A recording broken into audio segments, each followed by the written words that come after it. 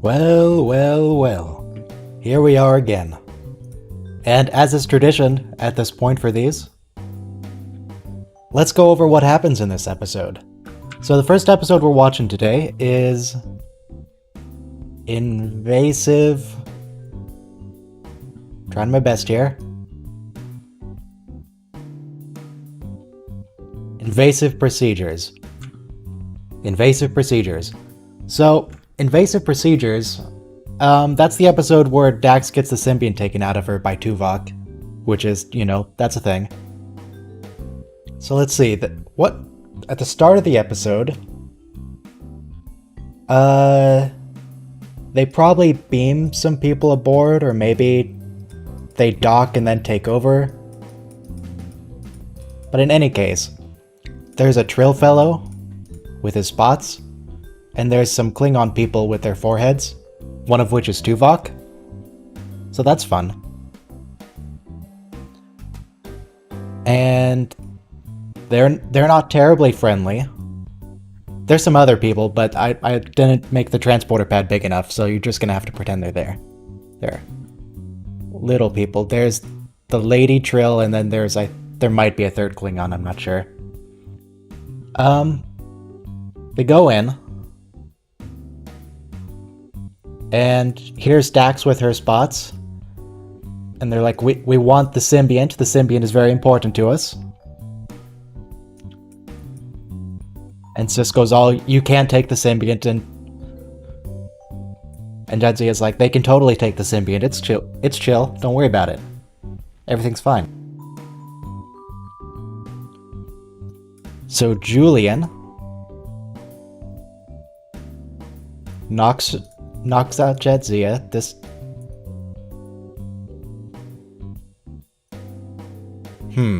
I feel like I should have drawn this differently.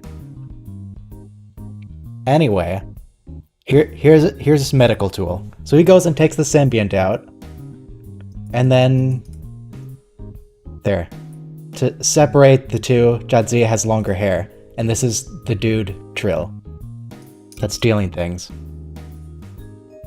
And then the dude Trill gets the symbiont, and then his lady friend is all upset with him because he's acting different because he has the symbiont. Look, the big thing here is we have Tuvok, and I can't draw ears, but they're pointed, so you know it's Tuvok. Honestly, it's a lot of people standing around in ops just chatting with each other. We get like 1 or 2 shots of medical bay. We get like a corridor. Mostly it's people talking in ops.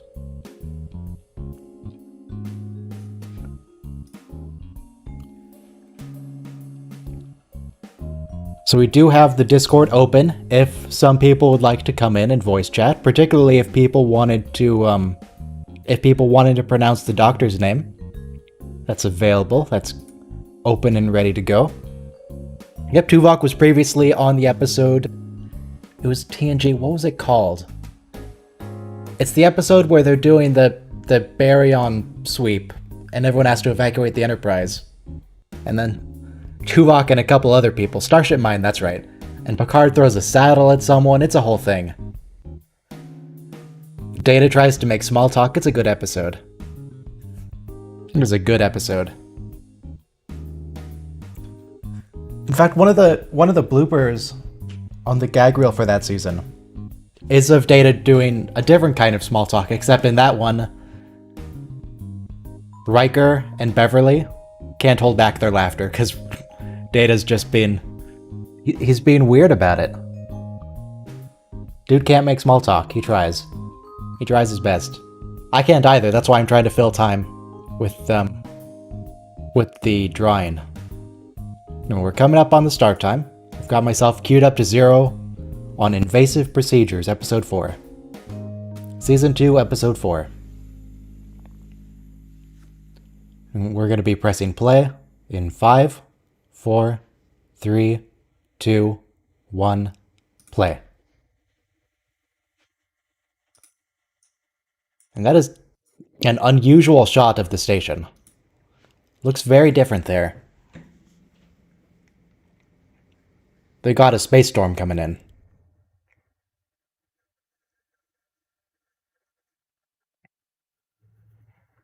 Oh, so we just answered a question from an earlier episode we were doing.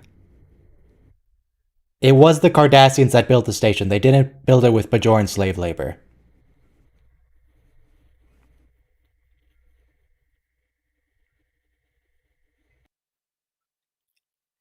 So yeah, this is kind of like Starship Mine, where most of the station's evacuated. There's just the captain there, and a few other people here. Place is empty because it's dangerous. And then people are going to take advantage of that, and yeah. What you doing, Quark?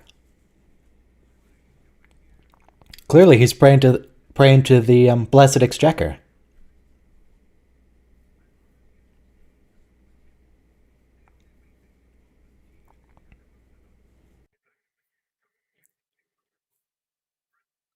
Don't worry about it. Quark has his disruptor pistol. It's probably not even in parts yet. It probably works fine.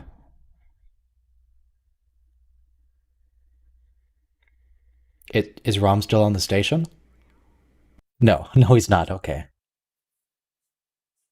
He's definitely not part of Starfleet yet. Nowhere close.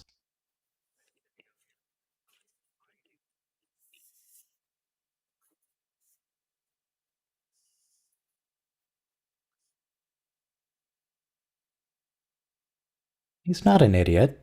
Rom's a really smart guy, just has a kind of a stupid voice. Everyone loves Rom.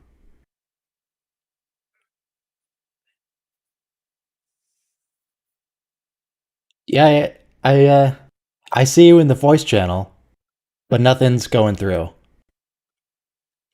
If it's detecting your mic, it should put a green circle around your little icon there.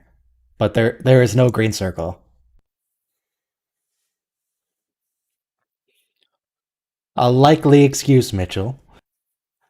Making off like your mic doesn't work so you don't have to say Siddiq el Tahir el Fadl Abdurrahman Muhammad Ahmed Abdul Karim el Mahdi.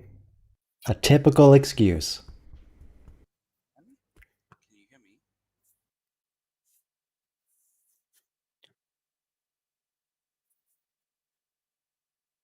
They have to be using the docking hatch, actually, not the transporter. I'm thinking they have to use the docking hatch because they need their getaway ship. If they come on the transporter, then I'm pretty sure no one would be left. Hey, there's Mitch. Hi, sorry, I had pushed to 12. But sorry, I just figured. Extremely quiet. You might want to boost your volume. I can barely hear you. Okay.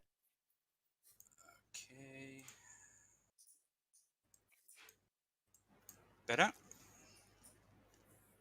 Hello? A little. I've got you boosted to 200% on my end. Is that any better? Not really, but I just boosted my entire system volume to compensate. I'm at max volume and I don't know what else to do. It's fine, I just... Hold on, let me go into my user settings.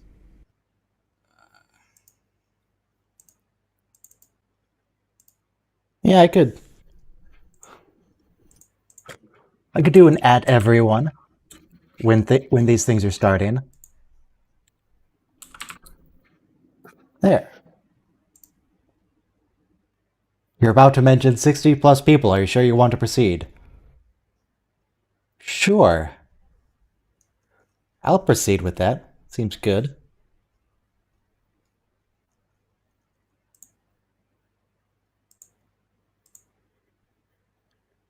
We're getting past the intro sequence.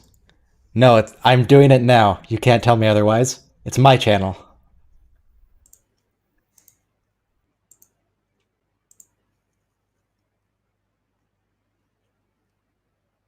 Guest stars John Glover. Someone else mentioned him. I don't know who that is, but apparently he's in this. Who's John Glover? Yeah, I just looked him up. He doesn't look familiar at all to me. I have no idea who this man is.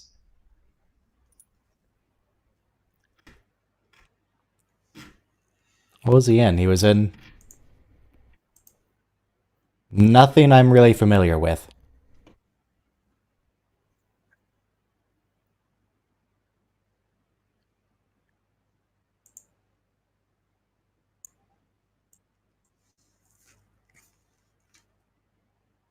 Is that any better?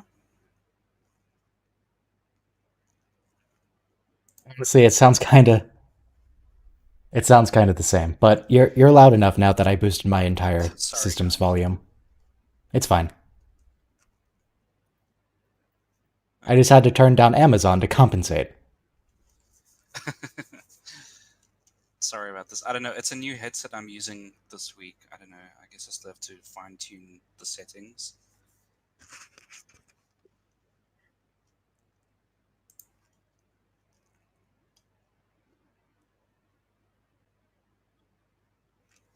That doesn't look like a tractor beam. Are Cardassian tractor beams orange? Because that looked like a phaser. That didn't look right at all.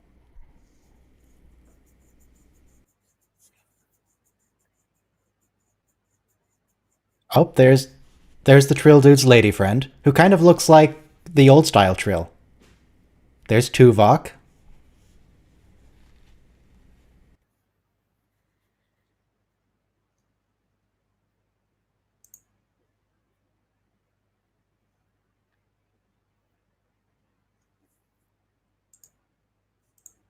Oh, Brian, you can't just assume everyone works for the Klingon government. They're their own people. Not everyone works for the High Council.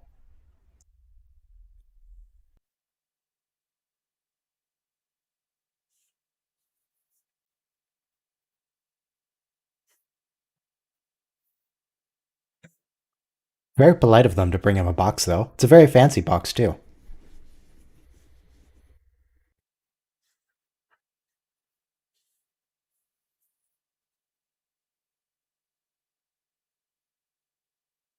I assume that's Mr. Glover there.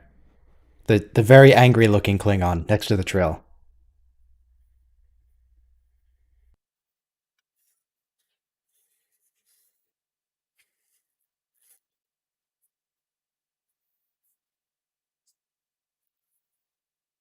Oh, that's too bad. Odo could have taken him. O'Brien might have died, but, you know, a single loss.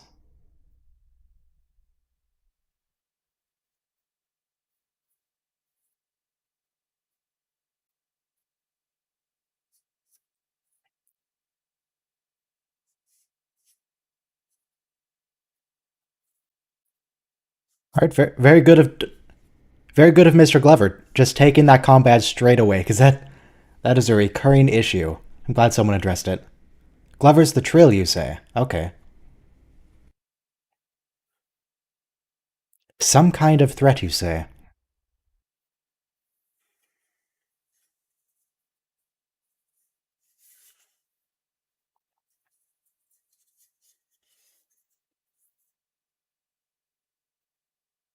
Or Odo.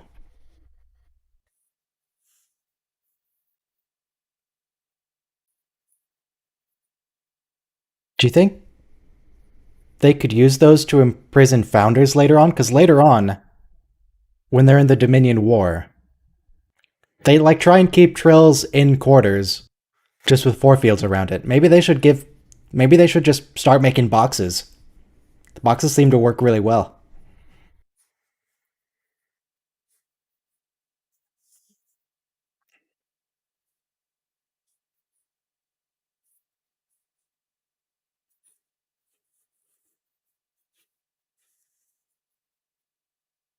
Yeah, Varad thought everything through here.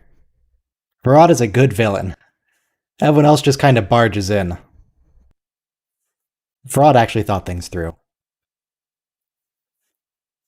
It's okay if the boxes are inhumane because the founders aren't human.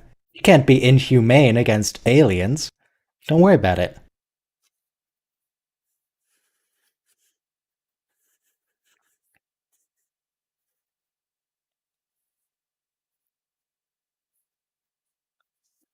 And I don't know about a favorite character overall, but my favorite Vulcan would definitely be Tuvok here. Tuvok's a great Vulcan.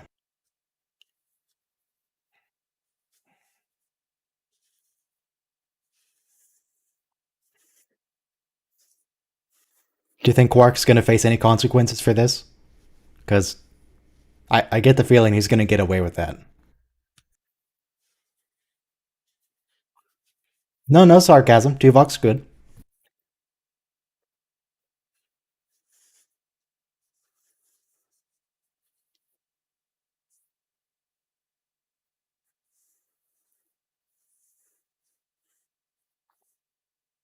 Can, can they imprison Quark for this? Because they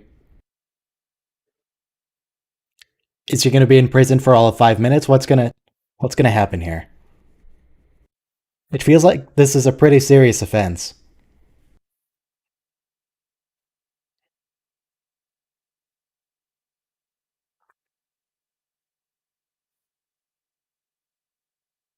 Well, that's rude. If I had to guess, I don't remember what happens at the end, but I would guess that near the end of the episode, Quark has a change of heart and helps them, and then they let him go because he helped.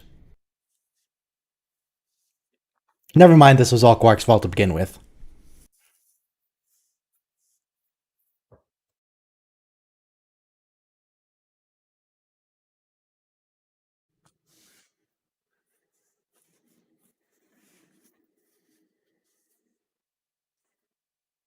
Come on, Verad, it's time for the monologue. Tell us your villainous plan.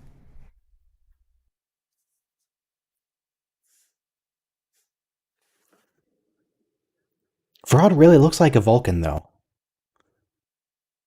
Back in the airlock when he was just standing back in the ship, I actually thought it was a different character. I thought he was a Vulcan.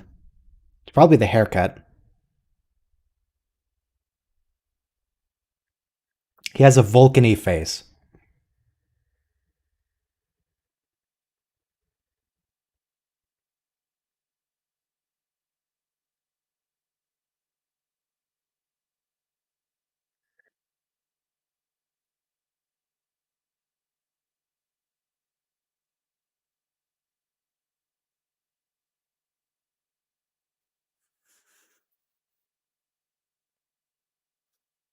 Can't do that. It's illegal to steal people's symbionts. Just tell him no.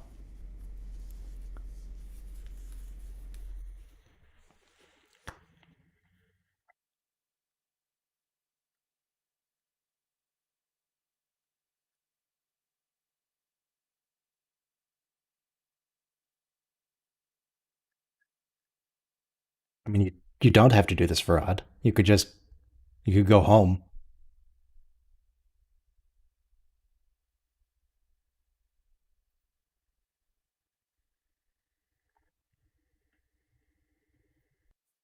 Now we find out later that most Trills are capable of joining. Most Trills are able to be joined, and they're just the Symbiosis Evaluation Board just lies to people and say they're not qualified. Do you suppose this would get much worse?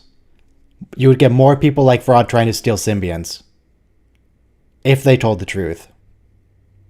Because that's their whole concern. It seems fairly justified given that, I mean, here's at least one person who's trying to steal a symbiont when he's been told he isn't qualified.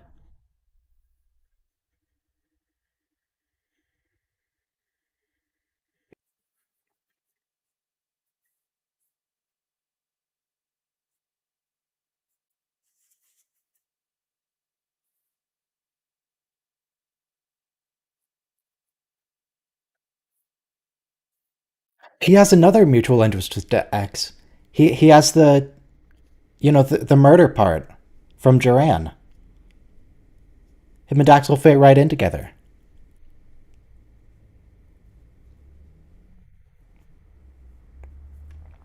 Including lying, Dax. That's a good reason.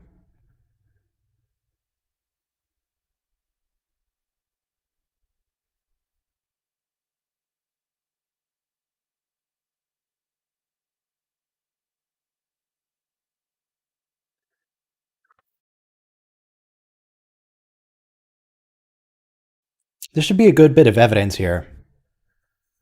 Should be a good bit of evidence that the Symbiosis board just lies to people about compatibility.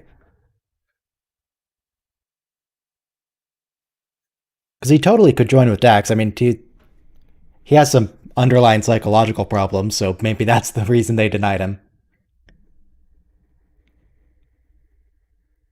But he's certainly compatible physically with Dax.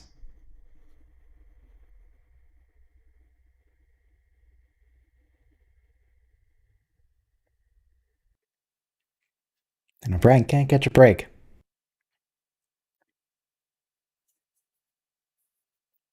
Is this why O'Brien's shoulder is all messed up throughout the entire series? He keeps dislocating his shoulder and hurting his shoulder. His shoulder's all messed up. Is this why? Because he got shot? Is that the same shoulder?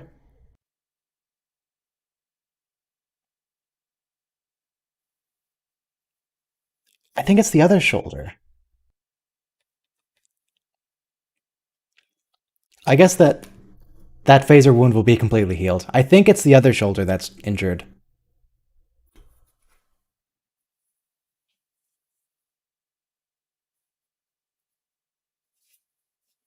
So Mitchell, who do you suppose is going to perform the operation?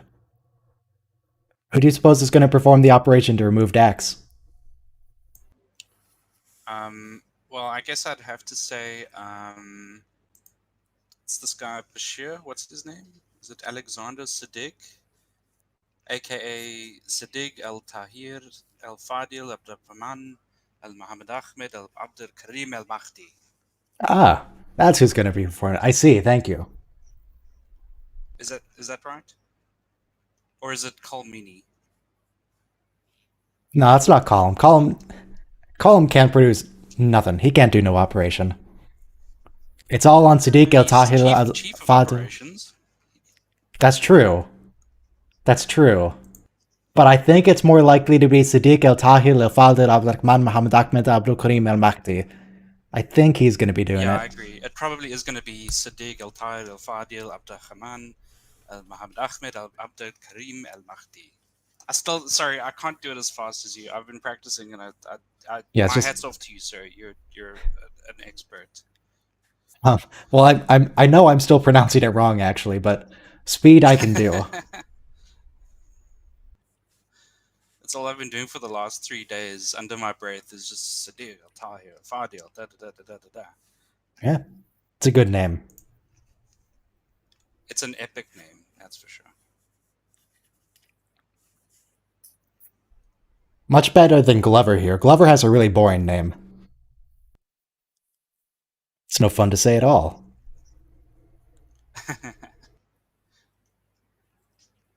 I'm surprised you haven't heard of John Glover. He's a great actor. He's been in a lot of films. He's played the lead in quite a few series. He's a great actor. I mean, maybe I didn't scroll down far enough on his IMDb page. Let's see, what else has he done? He was in Batman, various series, Dinosaurs, Frasier in one episode. I'm just scrolling down. I don't recognize any of this. No, I haven't seen any of the stuff that he was in, other than this one episode.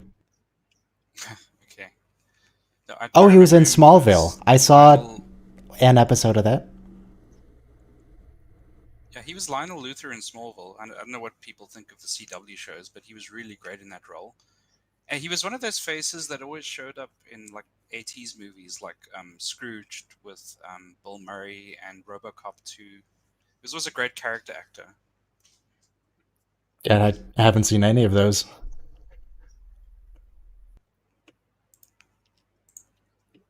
But he's pretty good here, so I can believe that he'd be good in other stuff. He's doing a good job with Duran. Or not Duran. But he usually plays like sleazy sort of villainous characters. So here he's kind of playing like a timid-ish kind of villain. He's a really great actor.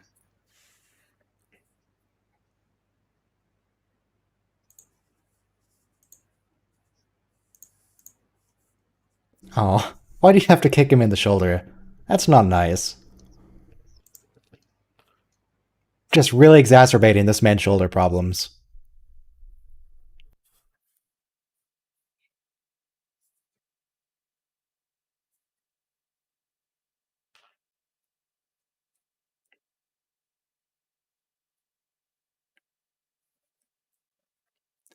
Has a main character ever lost a fight to a Klingon? Like, at any point? Because the humans are supposed to be, oh, that's clearly not skin, that's clearly just a sheet that they laid over Jadzia, but hey, whatever. It works. All the human main characters, they're supposed to be physically inferior to Klingons, but they never lose to Klingons. Yeah, that is clearly not Jadzia's skin flap. It's okay though. It's close enough. It's a very good color match, very good texture match on it.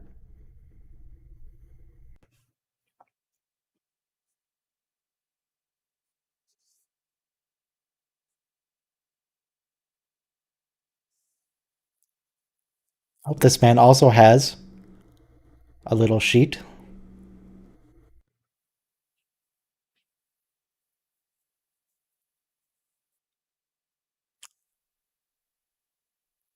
Yeah, I was just thinking this cannot be a pleasant experience, and yeah, he doesn't seem terribly happy in the moment. He'll be okay in a second, but the process of joining seems deeply uncomfortable. Sticking a big ol' worm in your stomach. How close does that look to the TNG conspiracy aliens, actually? Because that's what I'm thinking of when I look at it, but no, they look completely different. No, those are completely different.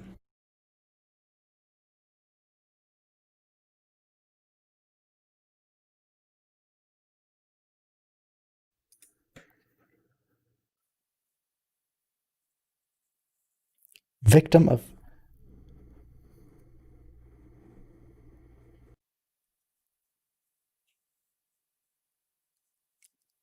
Yeah, someone. They really should arrest Quark at the end of this episode. Just get him off the station. He's clearly a major risk to station security. He's not doing petty theft at this point. He actually let armed terrorists on board.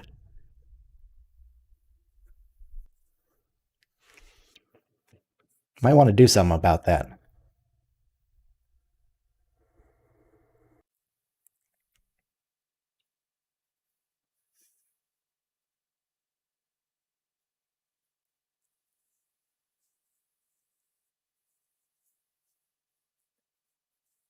Home for what?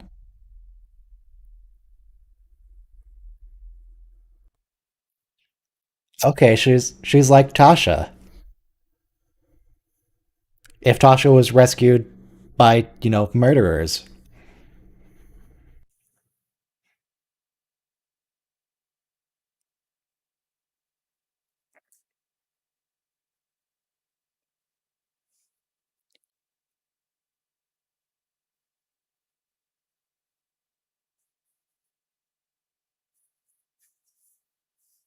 There might be a difference between Amazon and Netflix.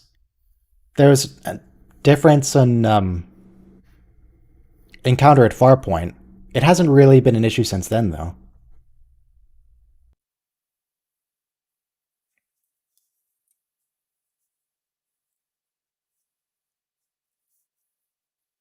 Has Varad been lying to her?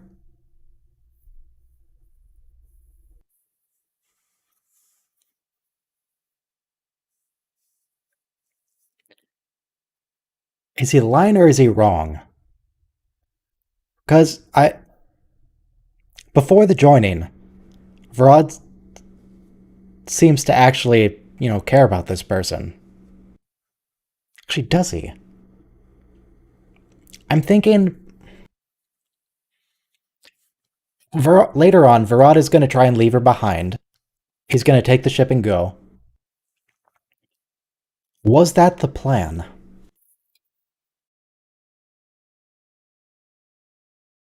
I don't think he was playing her this whole time. I think he just changed his mind after he was joined, but maybe he's just been evil to her the whole time.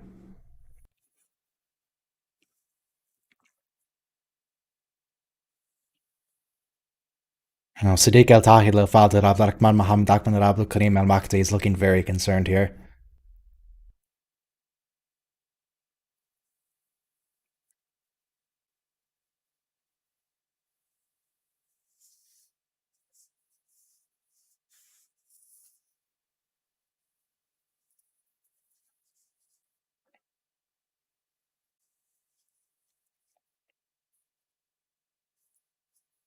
Yeah, Trills have family names.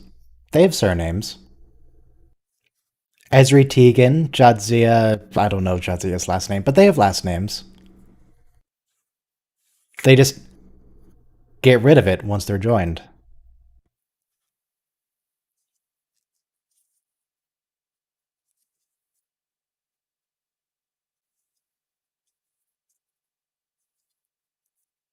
Slow, even strokes, Mr. Klingon.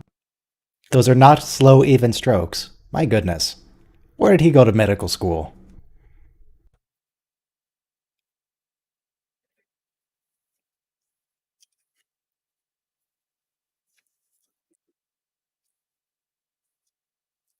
Hey, she's okay. Not for long. She probably wants to die at the moment.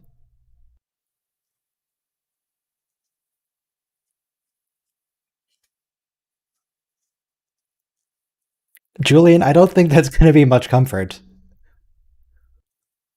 It's like, yeah, the operation I performed is killing you, but I did it so well. Are you proud of me? I'm really good at my doctoring. That is not comforting.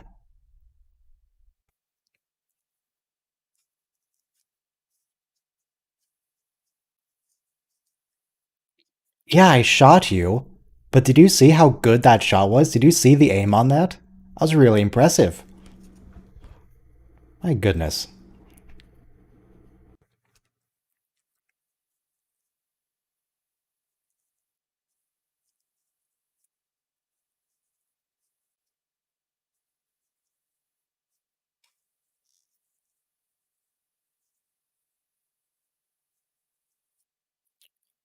I think they lose the memories if they're unjoined. I think they lose the memories. But I'm not confident in that.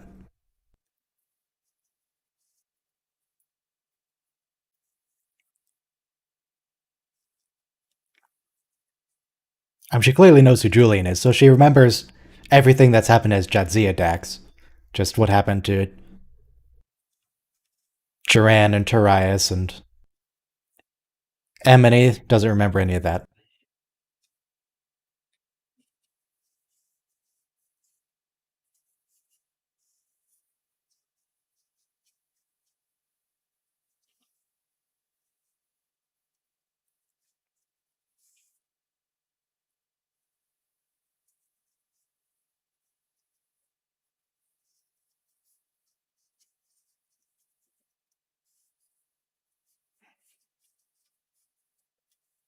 I mean,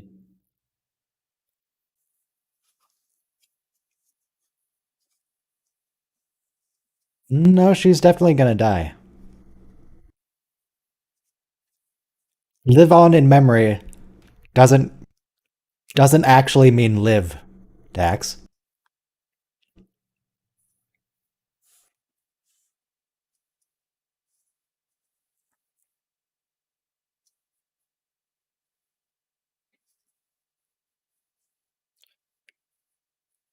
Yeah, you probably don't want to do that, Varan or Varad. What's his name? Is it Varad?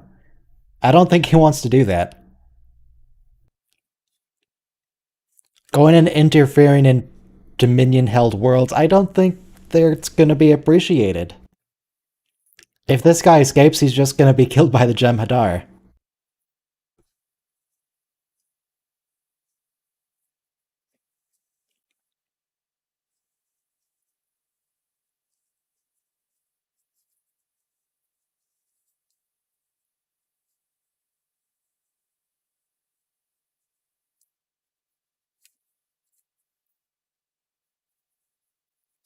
You can't yell at your lady friend. That's very rude of you, Varad.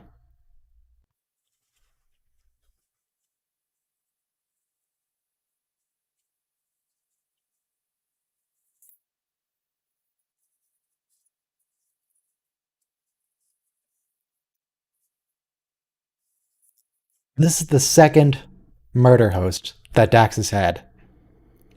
They had Duran the murder host, now they have Varad the murder host. Is this Dax? Is Dax just Does Dax like killing people? Curzon wasn't a great guy either. He didn't murder anyone, but he had some other issues going on with him.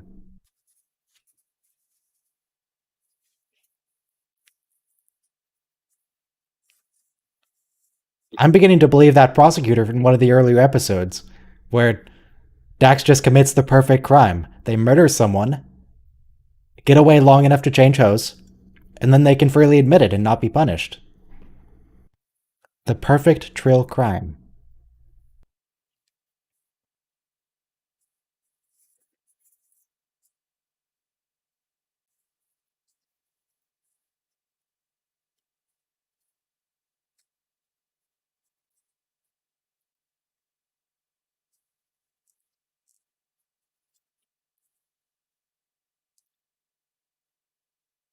Yeah, he's just hanging out, playing with Cisco's baseball.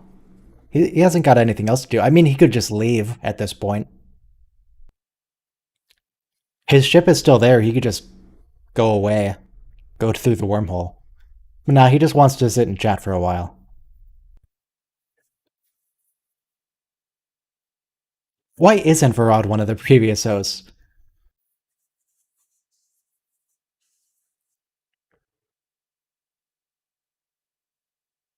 We get Murderer Duran as one of the previous hosts. Why don't we get Varad as one of the previous hosts?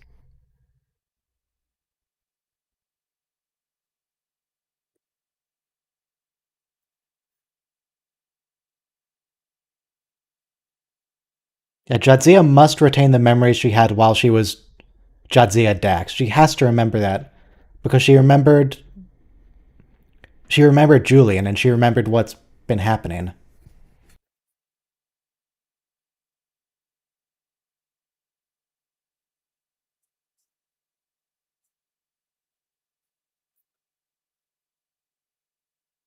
And Varad isn't Varad Dax for that long, but after the Simian is rejoined with Jadzia, she does say she remembers everything. She remembers everything about Gerard and what he was thinking and feeling when that was happening.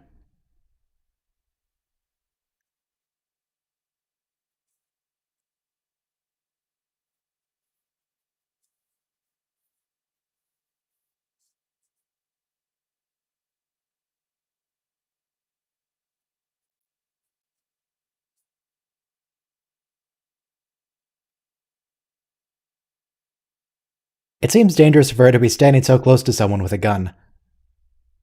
Cisco could probably, bat her arm away and get the gun before she could actually fire.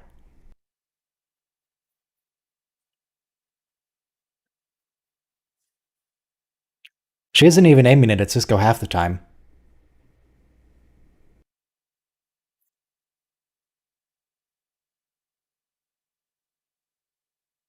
I'm still not clear on why Varad is still on the station. He has his ship, he has the symbiont, he can just leave.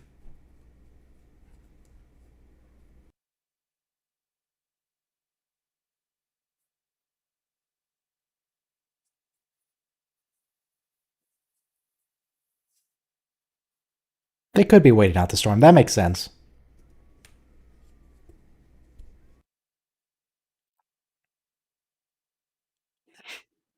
Poor Quark. The Klingons just. Okay, yeah, they're definitely waiting for the storm.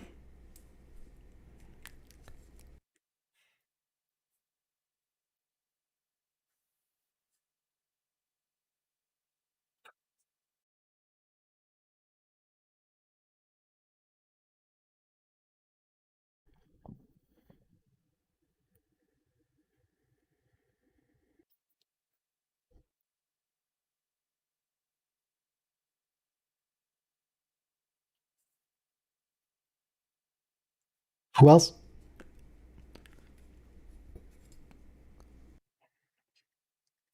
Could they just bring the station reactor offline or sabotage the weapons or something?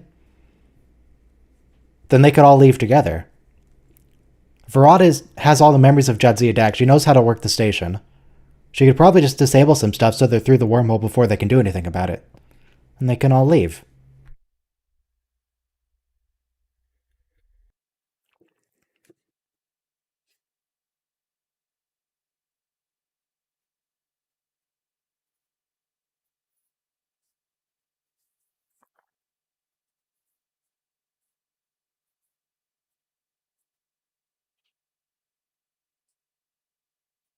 Ah, dislocated malleus. Yeah, that sounds very dangerous.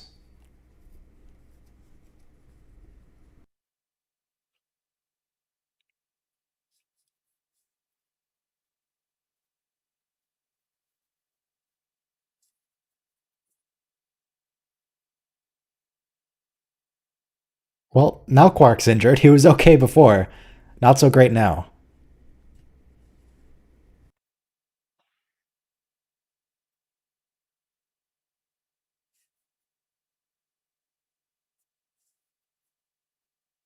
Well, at least he didn't do any permanent damage to Quark.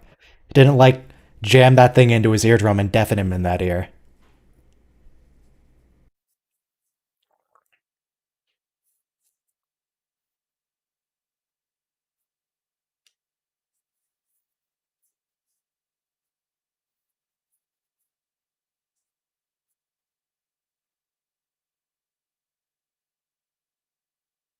Who needs an access code?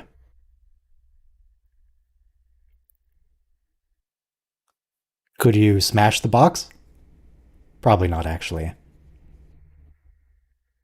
If you if you put this on a transporter pad, could you beam away just the box and leave Odo behind?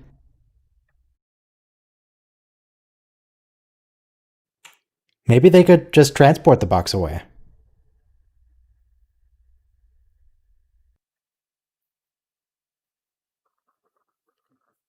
Yeah, Quark, this absolutely does not make up for letting them on the station in the first place. This does not make up for it. And say, one good deed does not redeem a man of a lifetime of wickedness. You still totally need to get arrested here.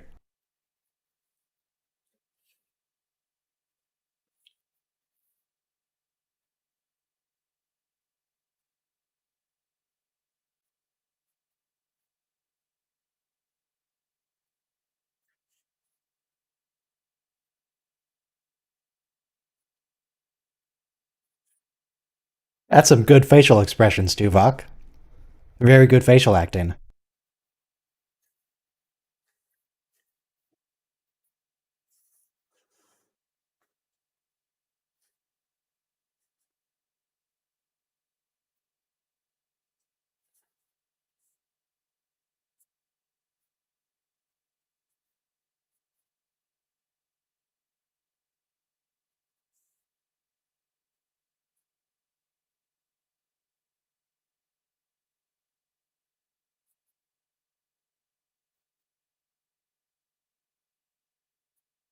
I mean, how many lifetimes could it have possibly lasted over? Cisco's only had the one lifetime. How long is Cisco's lifetime, though? Is he immortal based on being part prophet? Can Cisco grow old and die? Is that a thing? I mean, the writers haven't decided that he's half prophet yet. But he goes to the Celestial Temple. Does he? I still don't really know what happens to Cisco at the end of the series. Does he become a prophet? Is Cisco actually just full prophet at the end of the series?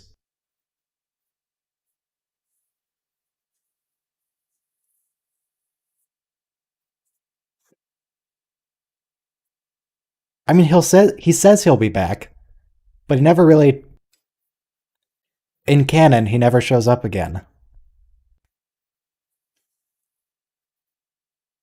which is very rude of him. He could have shown back up immediately, given if he was outside of time. But no, he just left his wife alone for years. His wife and two children alone for years.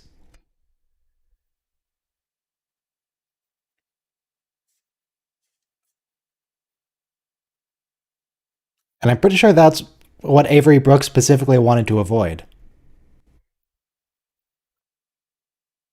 He didn't want Cisco to be the absentee father, and then at the end of the series, he was an absentee father.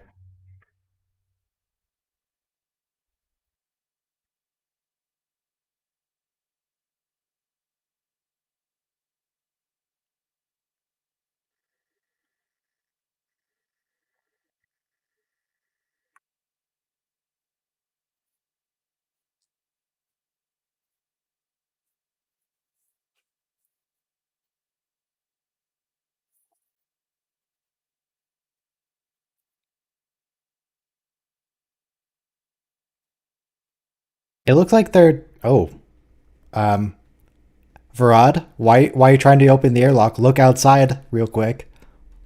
There you go. It's a good thing it wouldn't let him do that. He would have just murdered himself right there.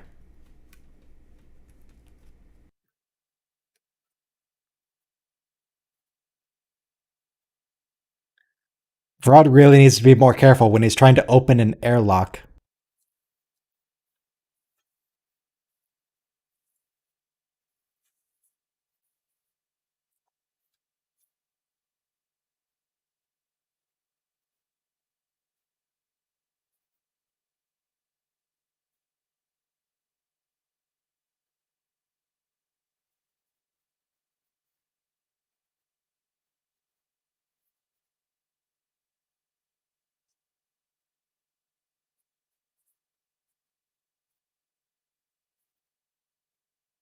Now, does Dax feel guilty at the end of this?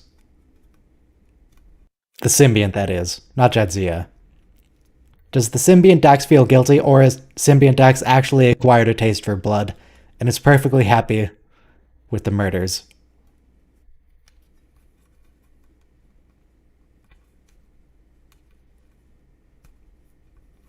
I don't think it ever comes up again.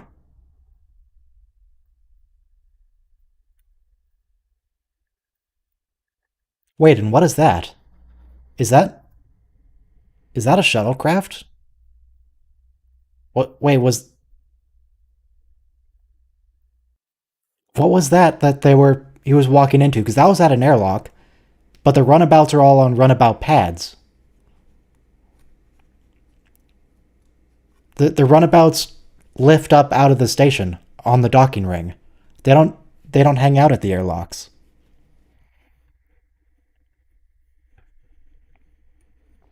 Especially during some plasma storm or whatever.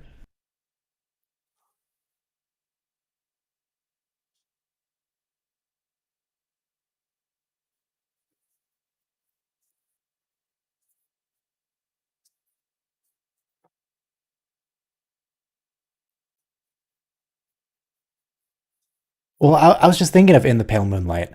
Because in the Pale Moonlight, they're they're walking down a corridor to Vreenak's shuttle, and Worf is there securing it.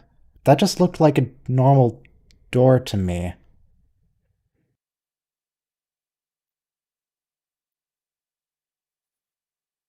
But that was just along the normal docking ring. Because that airlock was adjacent.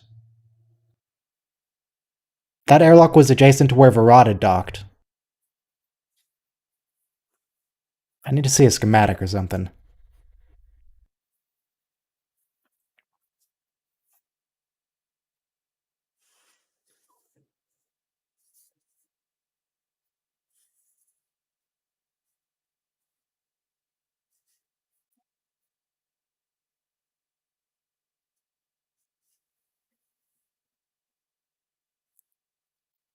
Yeah, Varad seems a little upset.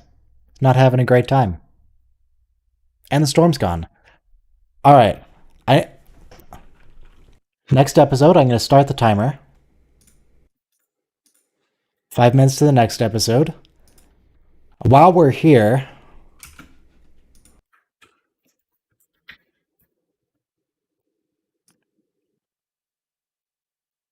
do an incognito so I don't have any browser history showing. I wouldn't want you to see the YouTube videos I've been watching. It'd be horrible if all you people knew I watched Mitten Squad earlier today. That'd be embarrassing. Let's see. DS9 schematic.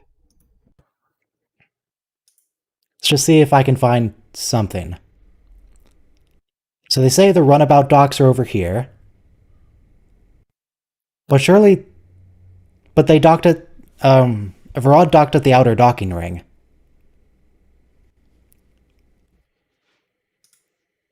But that's an old design. Let's try and find something more recent. Something more final. Yeah, it looks like the docking rings are on the interior ring, but Varad had definitely docked on the outside edge.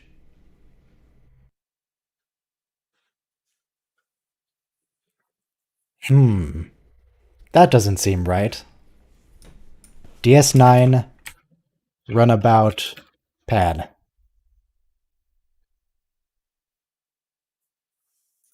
There's the runabout pad. I'm just trying to. Yeah, here's a good shot of it showing that it's on the inner ring. Alright, let me blur the screen again and go back to the episode. Episode 4 Invasive Procedures.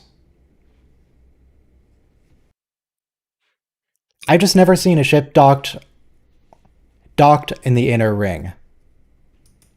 There's the runabout pads there, but I've never seen a ship actually docked there.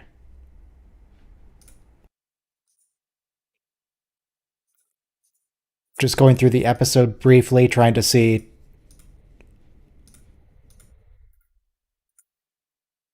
Yeah, here you see Varad's ship is docking on the outer ring. That's going over there.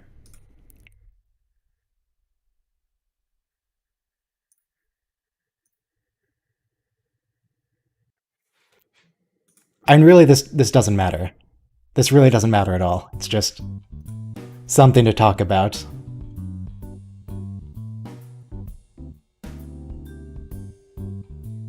Minor plot detail.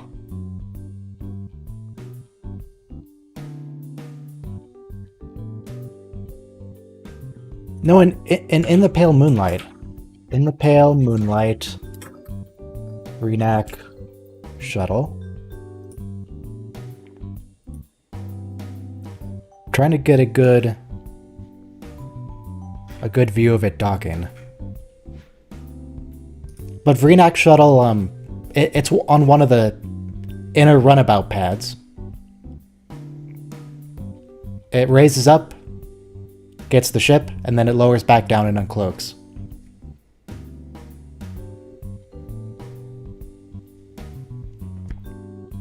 But beside the point, look, there's a runabout here in the background. There's no airlock going directly to the runabout door. Let's see, DS9 runabout pad. Yeah, here's a shuttle. There's no airlock going directly to it.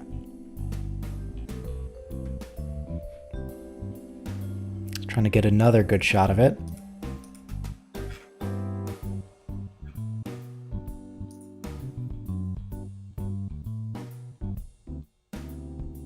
There really should be signs.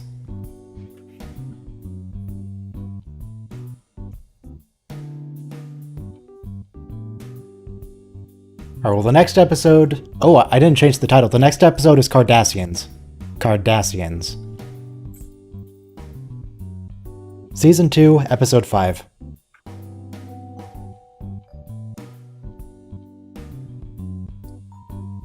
I'm pressing play just shortly on it. This is the episode. I didn't do the drawing, but I'll do the drawing during the title sequence. This is the one where the Cardassian kid bites Garrick. And they find out it's the son of a Cardassian military officer, and it's a whole thing with Gul Dukat. Anyway, press play in 5, 4, 3, 2, 1, play. Timer kind of skipped a bit there, but it's okay.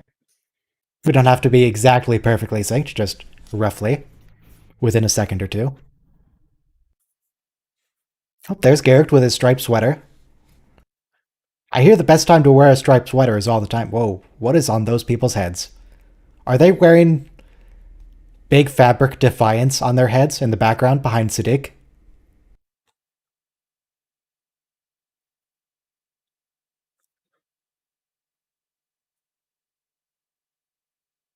Yeah, look at those people. What are they wearing? Those look like Star Wars hats.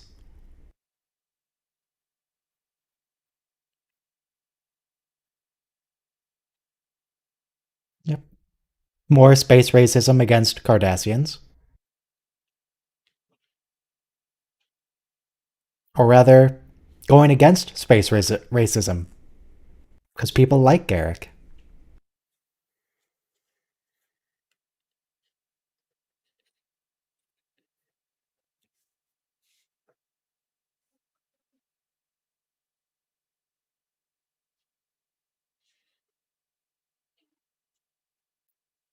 I mean, Garrick isn't even lying here.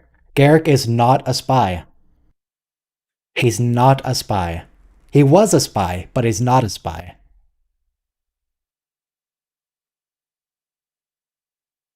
He's being strictly truthful here.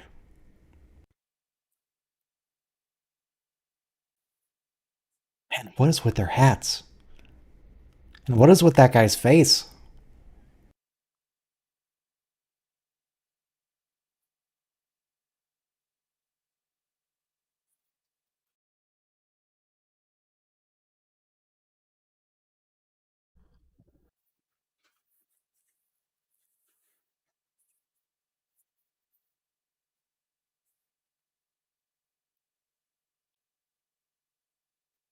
Garrick, what you doing?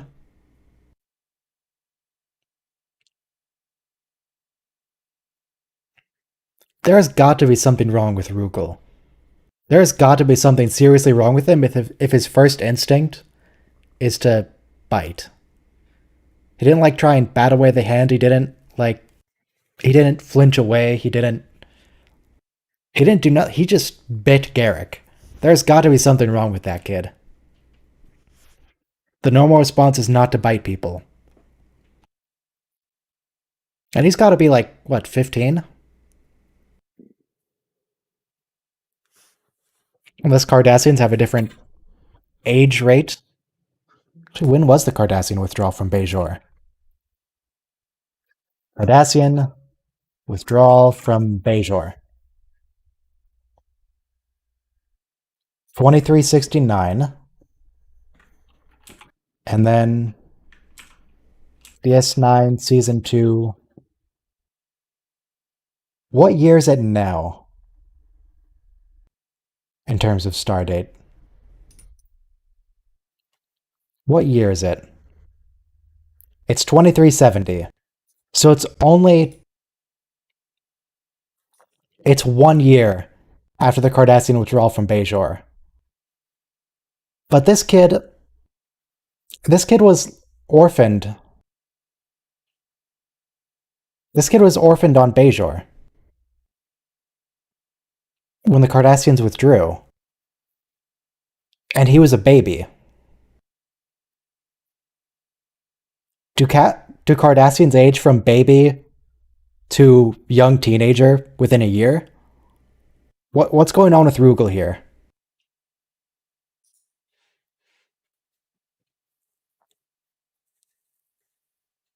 I mean, 3 or 4 or 7 or 8.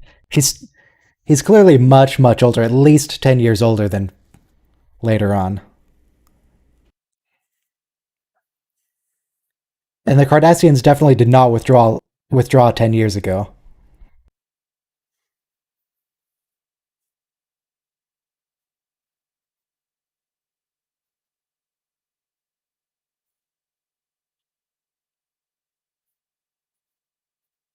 Yeah, maybe the timeline will make sense later on. We get more details on what Rugal's up to.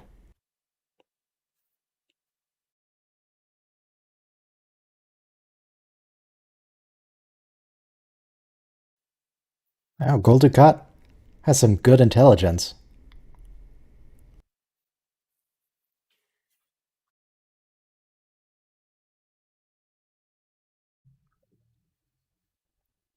Yep, he got bit. Bit by another Cardassian.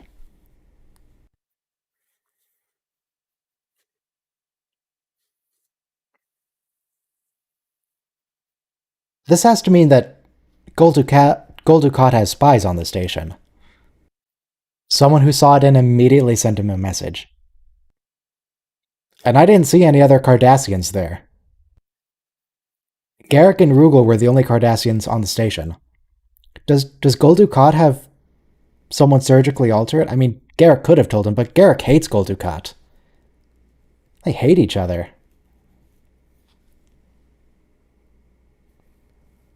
Does Gul Dukat have someone disguised as a Bajoran?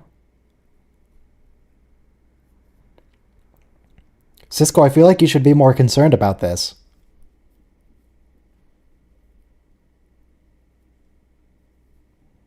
Oh yeah, it could have been the weird orange guy.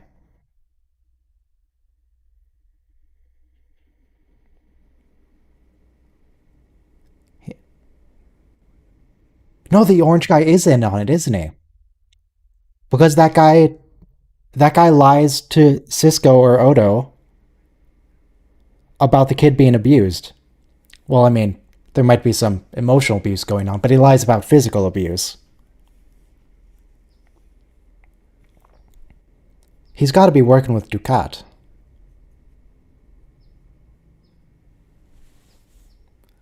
It would never be the people with the funny hats. Don't be ridiculous.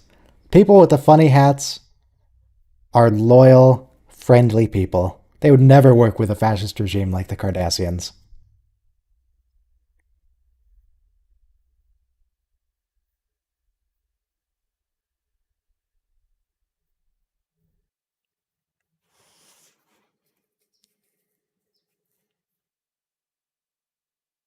Yeah, you can't say that.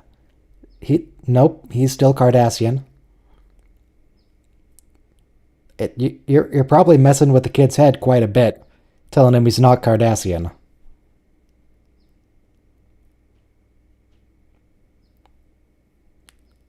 Well-intentioned though you may be, you're kind of traumatizing him.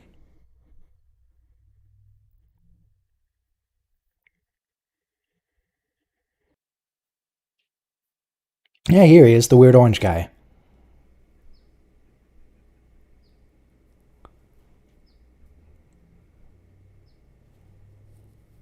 Was that a Euridian he hugged? What species was that? Was that a Euridian?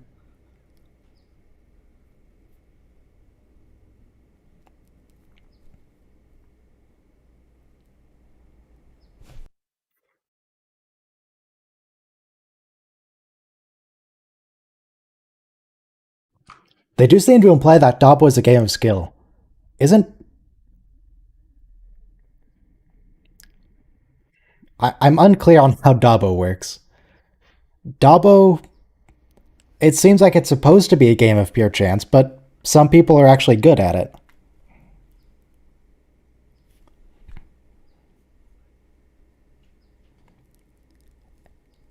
It sure looks like it's just space roulette, but I mean, I've never played Dabo.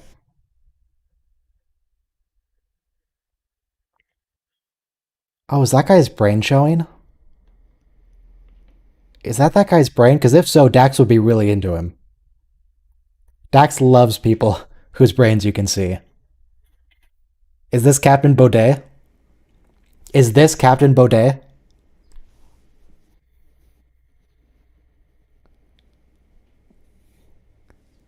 It's not a completely transparent skull, but it's maybe just the top back bit is transparent.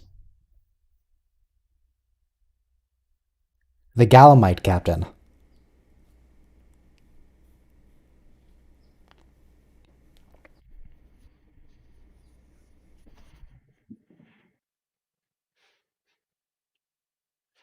We really need to see Captain Baudet at some point. I don't think... I'm pretty sure we never see Captain Baudet. Do we ever see any Galamites? It doesn't look like it. We never see a single Galamite. So this might well... That might well be a Galamite. We never established a species.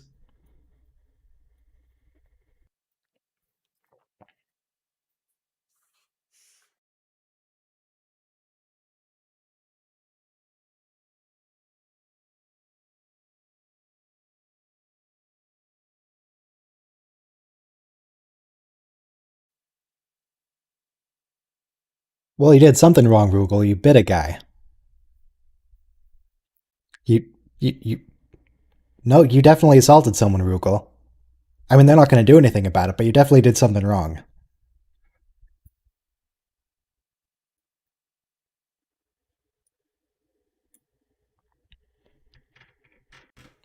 We do hear Morn. We hear Morn laugh once.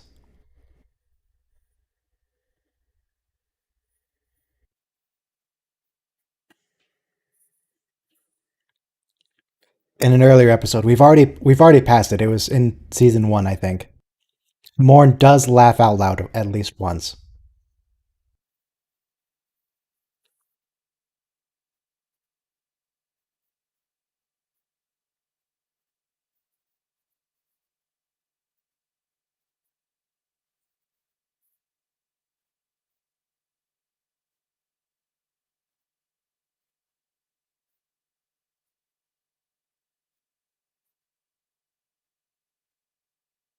Wait, that orange captain who set up this whole situation. That was a very convenient set of circumstances he was working with.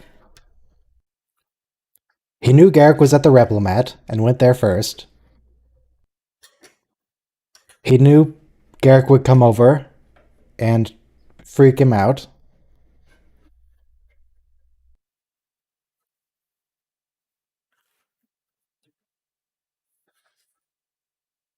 Does he? No.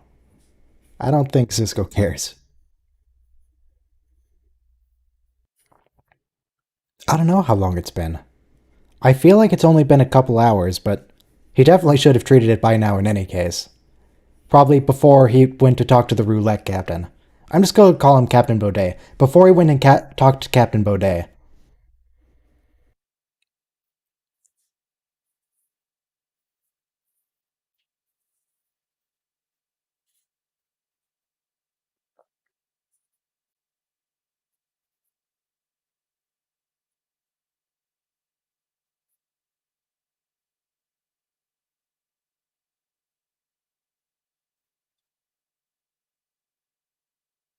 It's a reveal later that Gul Dukat was prefect of Bajor.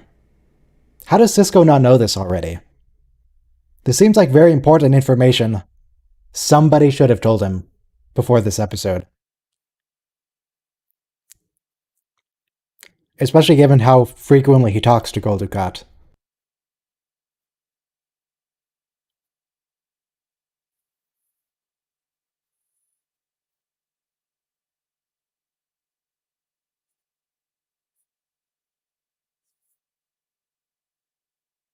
Cardassian databanks have to be pretty good, though. Because they extract a tooth from every child when they're born. Which doesn't seem like a good way to go about things, but hey, whatever.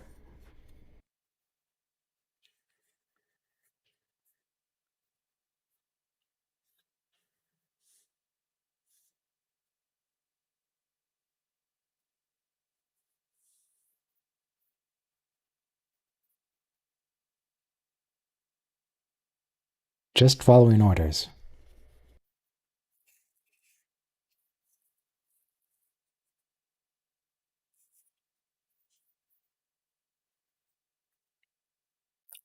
I guess Cardassian.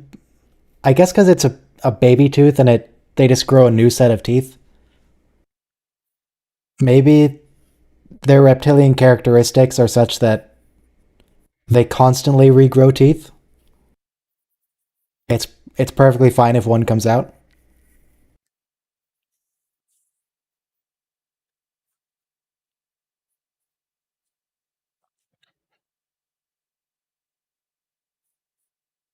We know Gul Dukat left this one kid behind, specifically to mess with his political opponent. But he's not the only Cardassian orphan. There are a lot of Cardassian orphans. Gul Dukat's kind of just a jerk. And people say,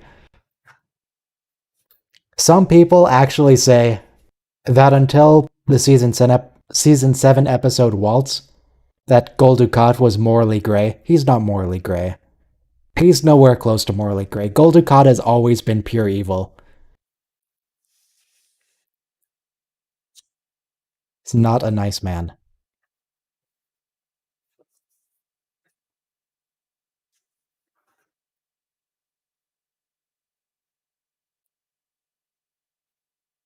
He's just lying about it at this stage.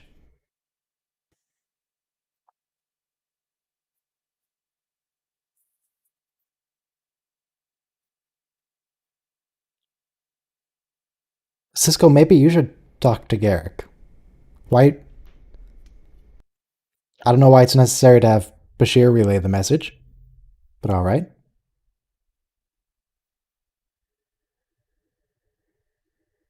Now, O'Brien, don't go calling Rugal a Cardi. Don't call him a spoonhead. Don't call him a gray skinned reptile. Just be nice to Rugal. Be nice to Rugal.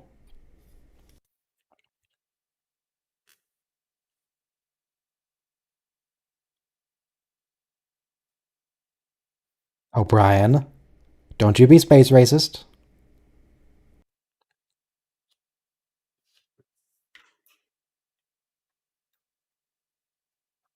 I mean, he clearly is like that because he did bite someone.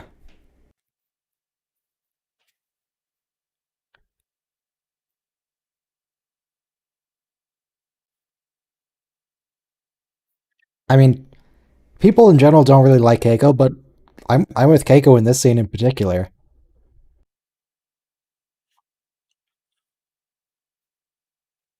Mr. Miles here seems to have some problems with Cardassians. Maybe he should not be fostering the Cardassian orphan.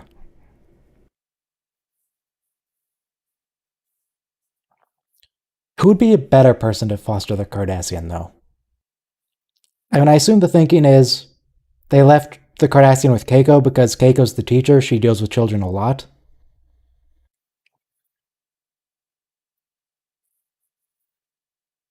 And maybe Cisco or Kira, I assume, made this arrangement because she's first officer. She's probably not aware of Cardassian or O'Brien's problems with the Cardassians from the Enterprise and with Jellicoe.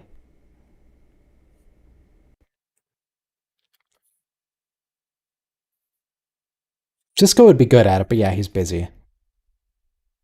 It's a big station, though. There are lots of people that could take him in. They probably don't want it to be a Bajoran because of conflict of interest. So they want a human officer or a Trill, who's Dax or something. Did did they just bond over their hatred of Cardassian food? They totally did. I mean, to be fair, Cardassian food looks disgusting. Do you know what Cardassians drink in the morning? They drink fish juice. Hot fish juice. Never go to Cardassia. It's a terrible place.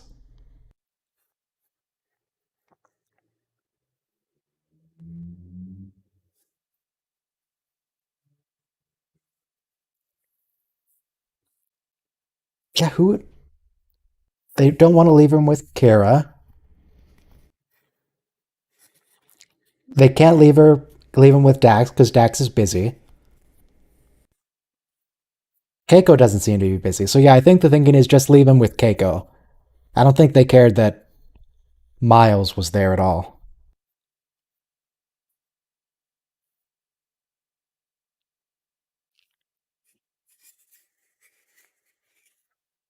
Kira's pretty busy too, though. And she's a Bajoran. They probably don't want to leave him with a Bajoran.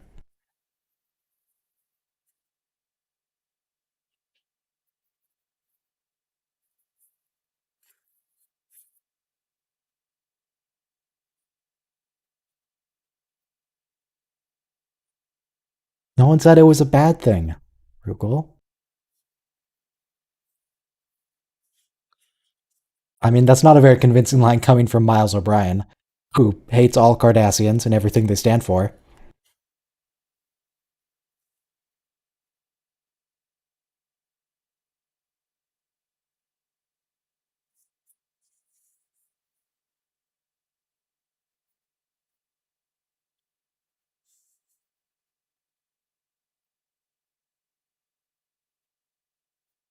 They've done some things wrong to you. They might not have smacked you, but there's some emotional abuse going on, clearly.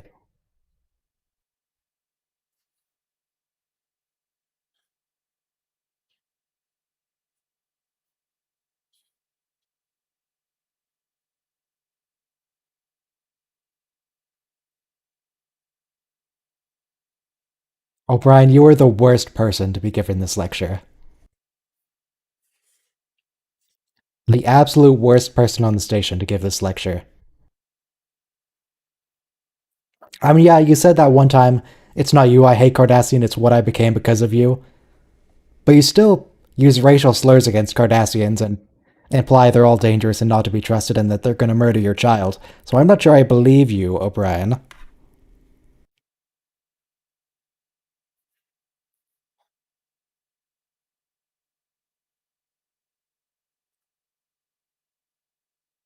You know what those people are like? You can't say that, O'Brien. Oh, that pillow. Not only is that pillow triangular, that's actually a really thin pillow. It's it's thick near the top edge, and then the pillow is really thin, like half an inch near the bottom. Oh, Garrick.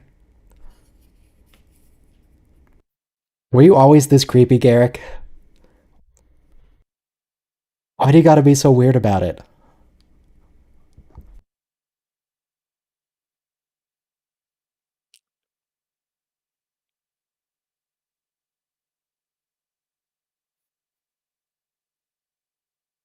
Did Garrick and Cisco even have their chat?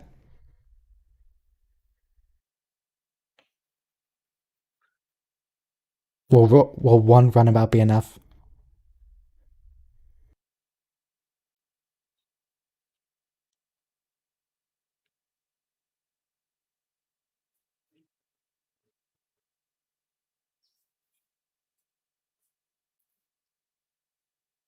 Some very fancy pajamas Cisco has, though. Some very fancy pajamas. That's true. He does have the happy implant. Is that why he's so creepy? Because after the wire, Garrick really does chill out a lot.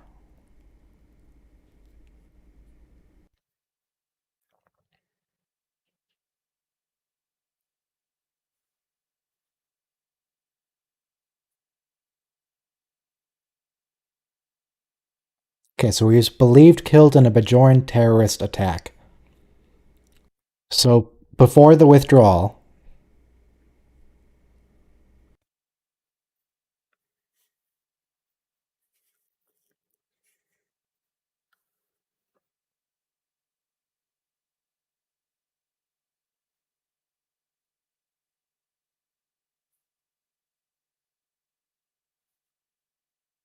8 years before the withdrawal, that timeline makes a reasonable amount of sense. Did they say 8 years, or are we just guessing? I miss some lines sometimes when I'm looking over at the chat or talking about something else. Ducat said 8 years. Okay. All right, I guess that makes sense then. Yeah, see, I missed the runabout pad because I was looking at talking about Ducat. How long ago it was?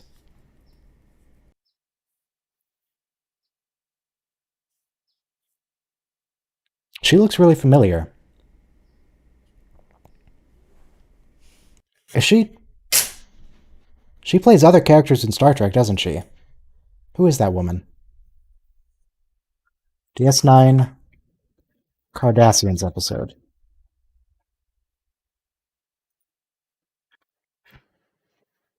She looks very familiar.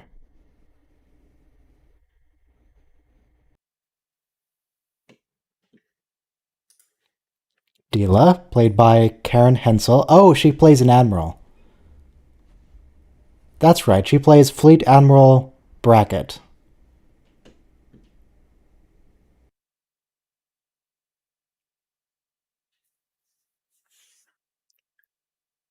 Garrick, what are you doing, man?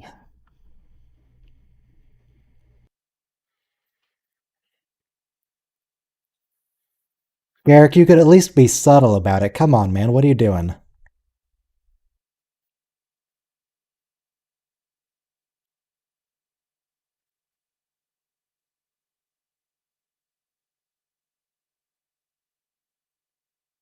If that's a hobby, what was the comment about the Bajoran Underground about?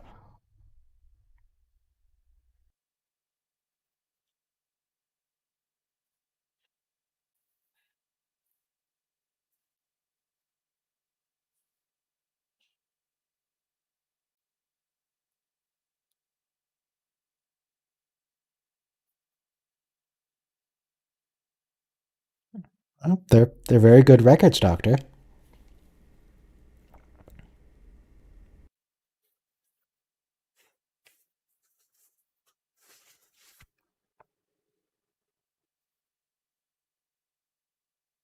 Wow. It's even Wi-Fi connected. Tens of tens of thousands of files. That doesn't seem like such a big deal. They can have the computer do it. The computers are pretty good. I mean, my computer could probably do it. You just you just search all the names for a certain string. It's not that big a deal. You don't have to do it by hand, Doctor.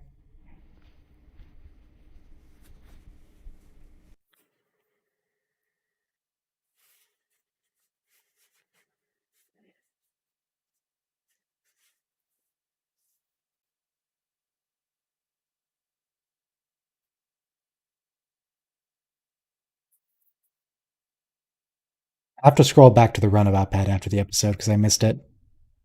I mean, it's probably the same one runabout shot they use all the time.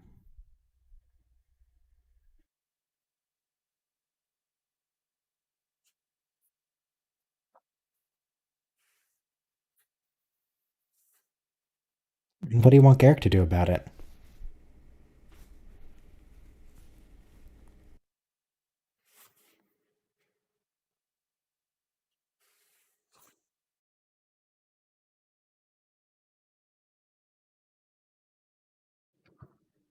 I'm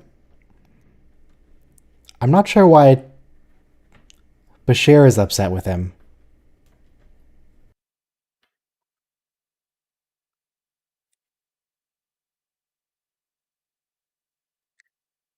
Garrick didn't orphan these children.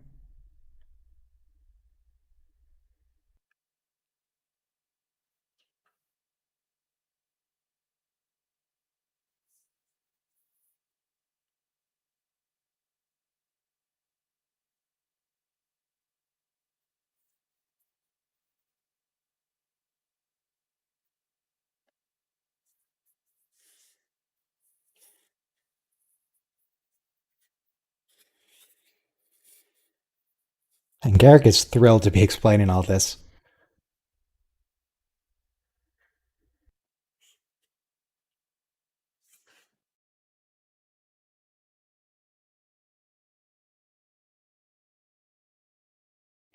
Goldacott must have thinking really far ahead.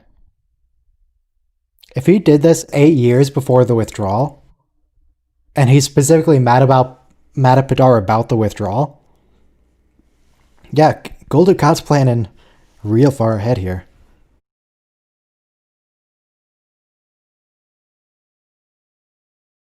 It's a good point, Garrick. Never trust a coincidence.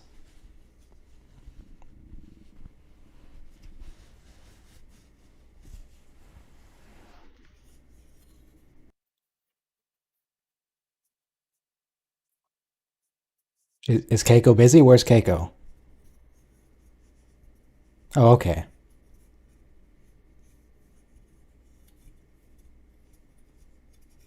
That makes sense.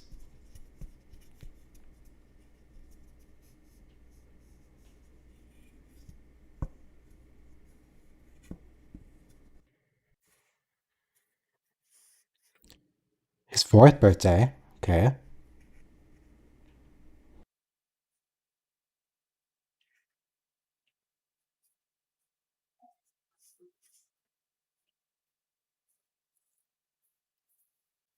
Padar, have you ever heard the term emotional abuse?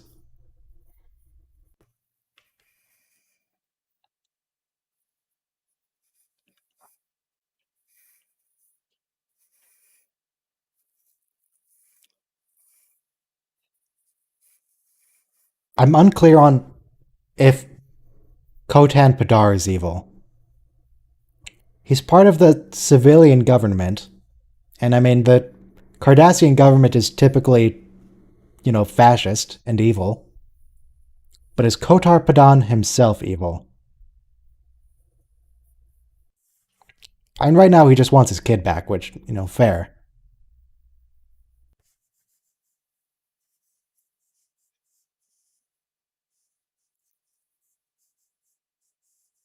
Oh, that would be awful. Cardassians live with their parents, grandparents, and great grandparents? That would. Oh no. Oh no, do not go to Cardassia at all. Just never go to Cardassia. You have to live with 3 generations of in-laws in the same house? No, no, no. They must really be low on space if that many people have to live together in one house.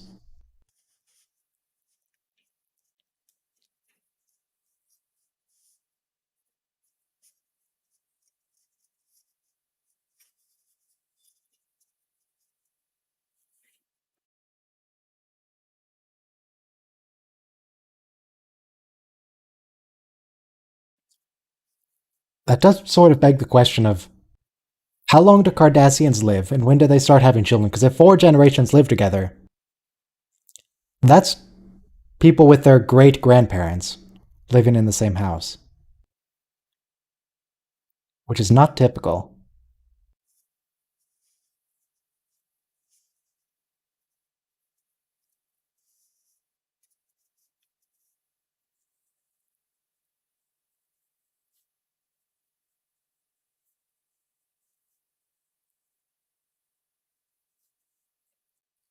Kotan Badar does have a very fancy coat, though. Nice shiny shirt, nice fancy red coat, fancy and maroon.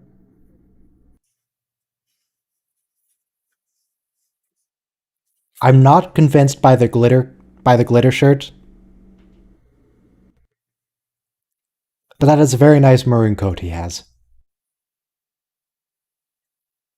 I mean, yeah, the horrifying thing of a child losing his father losing his child, and then needing to go home in his grief because he thinks his kid is dead. But have you seen this guy's coat? I mean, look at Rugel's coat. Rugel's coat is awful in comparison.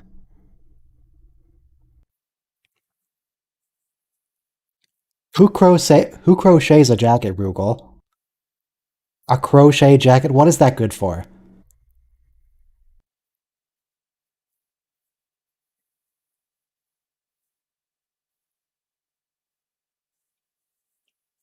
But Rugel, if you go back to Cardassia, you can have a nice fancy jacket like your father. You don't have to wear a crochet jacket.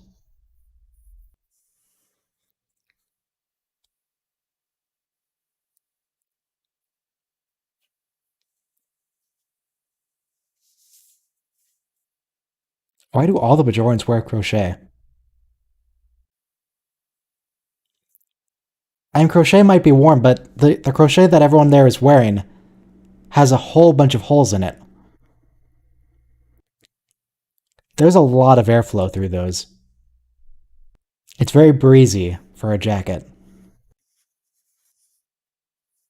It doesn't seem like it'd be good for protecting against the elements at all. Not that that's a problem on a space station.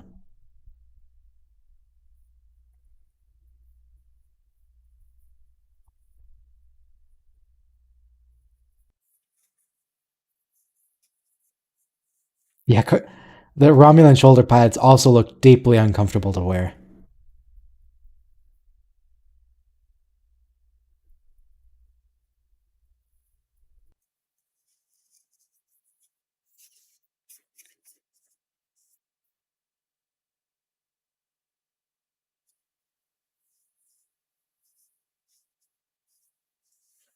Why are you doing this by... No, don't do this manually. Have the computer search for it. You can try a whole bunch of different variations of the name.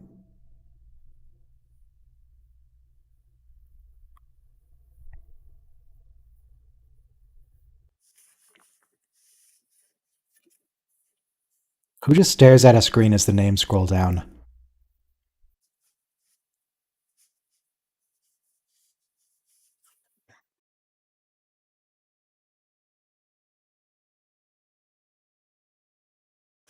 Maybe since they're using Cardassian computers are just awful.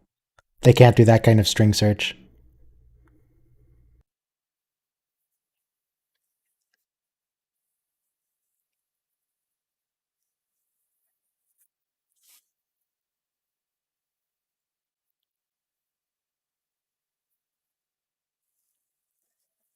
If but oh hey, it's that one right behind Ducat.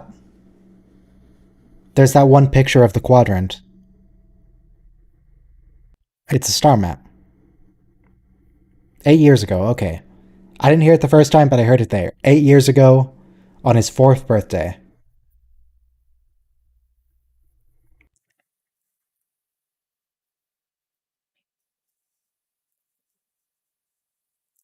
But if the Cardassians can't handle a simple search for a string on text files, how did they ever get into space? What is the point of Cardassian computers if they can't perform the simplest operations? Are Cardassian computers just TI-83s? They're just basic calculators, and they do everything else manually?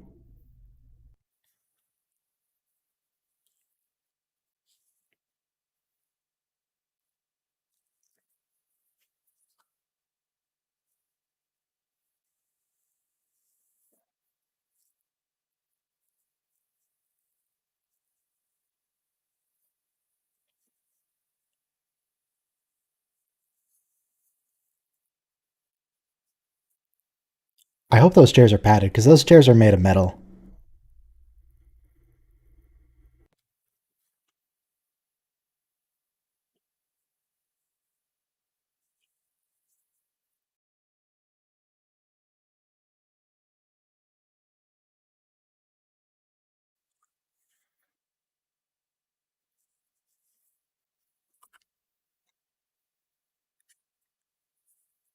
Goldicott, you should have had this woman eliminated.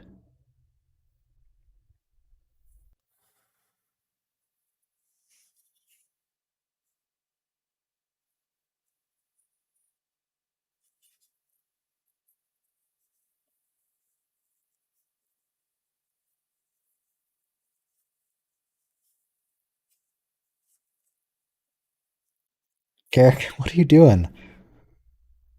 Garrick, if it's your implant making you all creepy, just take out the implant. You're a weird guy, Garrick. We love you. But you're weird.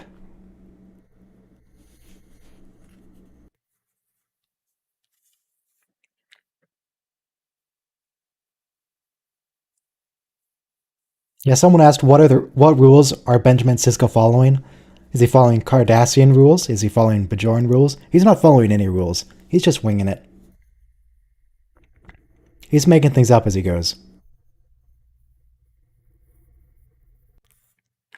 No, those chairs are not padded. You can see between their legs that those chairs are just solid metal. Oh man, come on.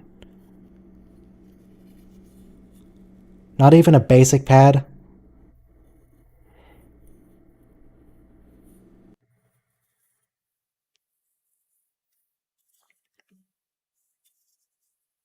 They've got to be Cardassian chairs.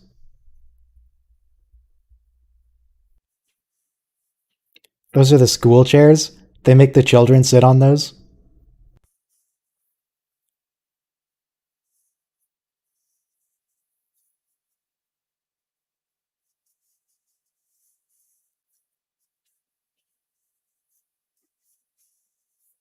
I didn't think the Federation would skimp on the school chairs. It's not like they have a budget they have to stick to and they're really low on funding.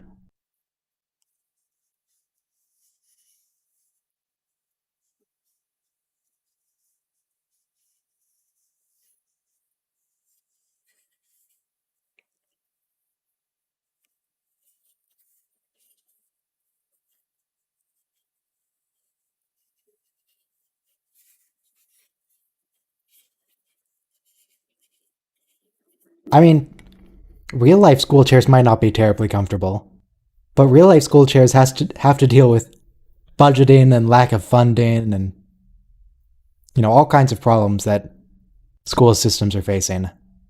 This is the Federation. They can totally get some padding on their chairs.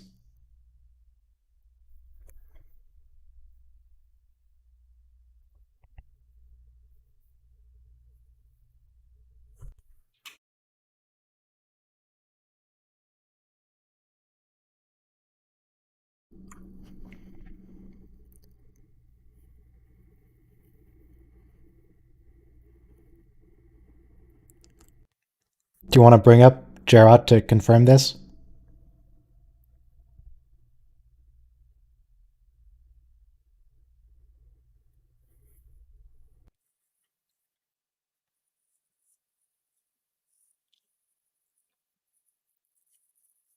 Hang on, shouldn't that have been 9 years ago?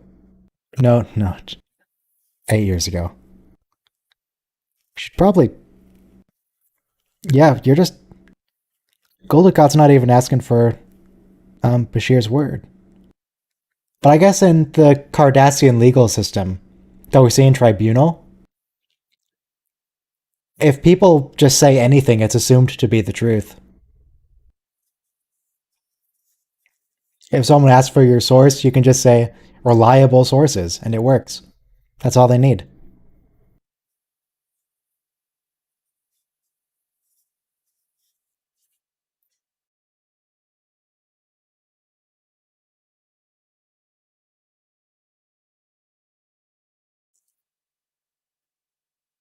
And that's a very fancy coat he has.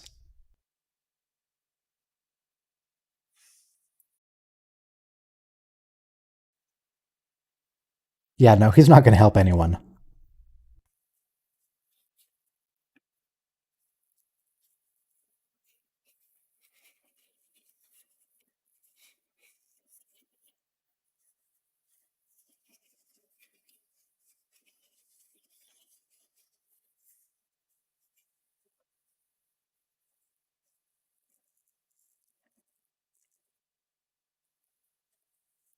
Wait, is later on in Deep Space Nine, there's a there's a coup where the government is overthrown, and then the Dominion takes over, and then later on starts wiping out Cardassians. I have to assume that Rugal, as a child of a prominent civilian leader, ends up being killed later in the series. There's no way Rugal survives the Dominion.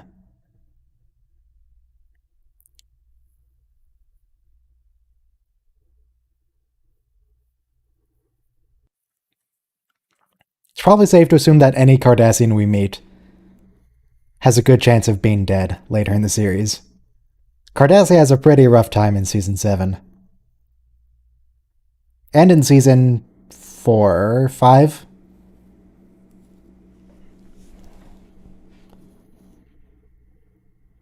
I'm sure he'll be fine. He'll be okay. They wouldn't murder Rugal. They can't murder someone they forgot existed. Rugal will be totally fine, don't worry about it. Alright, put on some jazz. Gonna be starting in 5 minutes, and I'll see you guys in about 4 minutes.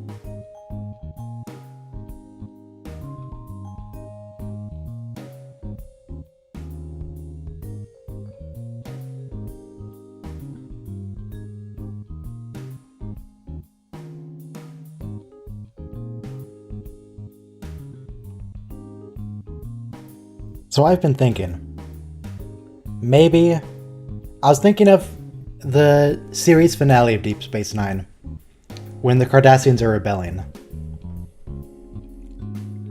Maybe this is Rugal.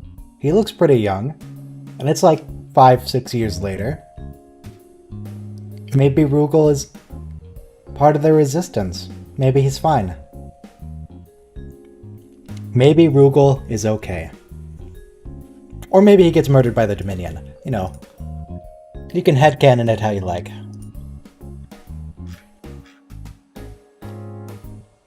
Maybe he's just dead.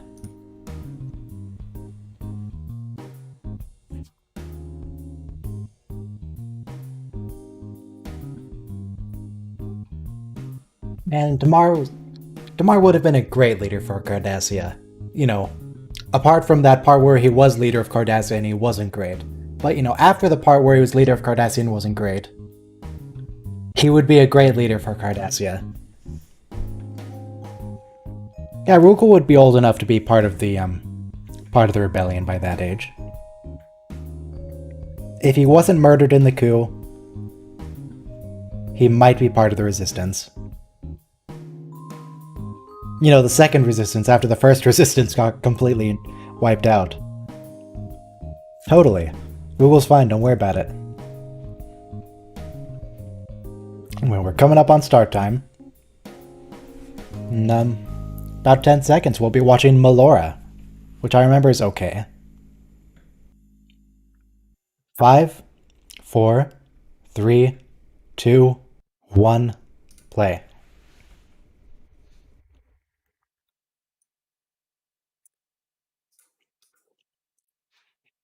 Maybe when Goldacott was evacuating the civilian leaders, maybe Rugal was on there, and they just didn't bring him up. Maybe he got away.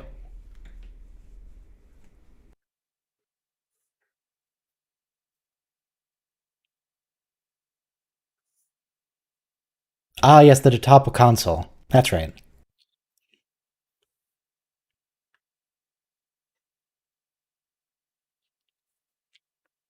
Yeah, Cardassians are not friendly to people with disabilities. Every single doorway has a big lip on it on the bottom.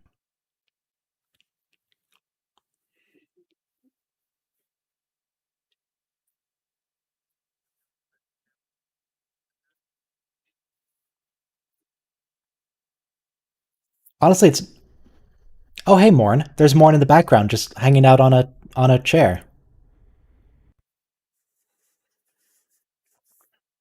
No, give us a wide shot again. Show us Morn again. I don't care about O'Brien and Dax. Come on, give us a wide shot. You can kind of see Morn there in the background behind Bashir.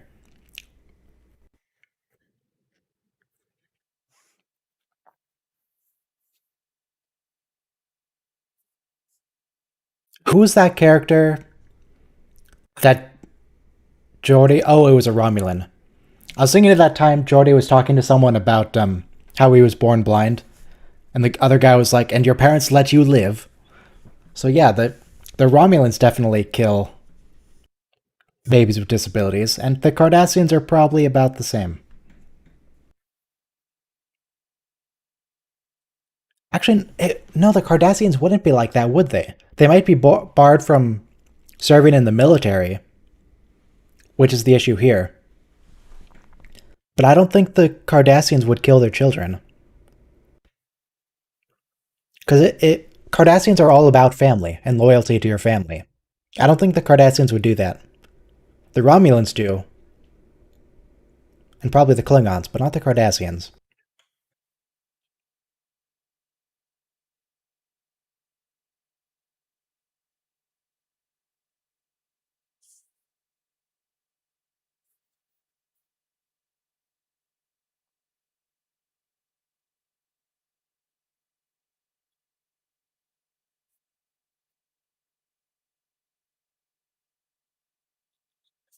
Very prideful Melora.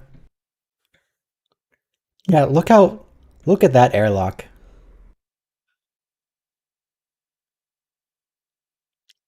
I mean, this is an ore processing station, right? So people are going to be wheeling cards of ore around. Maybe not through these corridors specifically, but through other areas of the station. Did they really have to design the bars going across the floor at every doorway?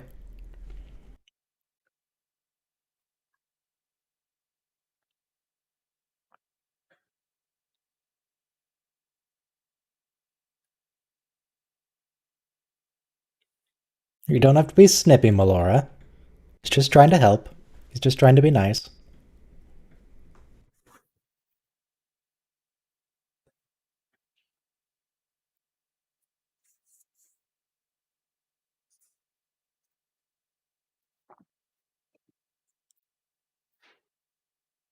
So in this episode, in Melora, I remember that that's Melora.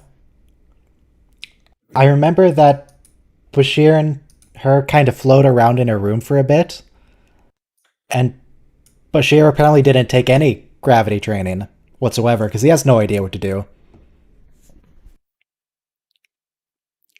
Apparently, Starfleet officers are supposed to have zero gravity training, but maybe doctors just don't get it, so who knows what's up with that. But Bashir doesn't know what to do there. But he's hanging out and he's all nice. And he injects. That's a syringe. He injects Melora with basically space steroids to make her stronger. And she starts getting stronger. Because, most of the time she's just kind of. She falls flat on the ground because she has no strength whatsoever. And then she just. Basically, the entire episode is she gets the space steroids and then decides she doesn't want the space steroids. And that's about it. That pretty much sums it up.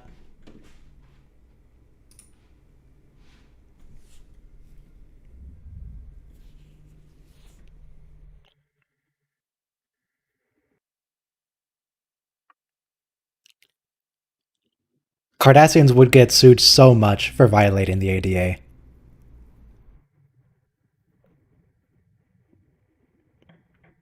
Is that a bracelet? That can't be a bracelet. It doesn't. It doesn't move at all. Oh yeah, that time Grima Wormtongue was on Voyager. That was pretty good. Except I just finished reading the Lord of the Rings trilogy. I just finished Return of the King last night. His name isn't actually Grima Wormtongue. His name is just Grima, and people derisively call him the Wormtongue. I don't know why everyone else calls him that in the movies. His name is not Grima Wormtongue. That's a Euridian. I don't know what that guy was last episode, but that's a Euridian right there.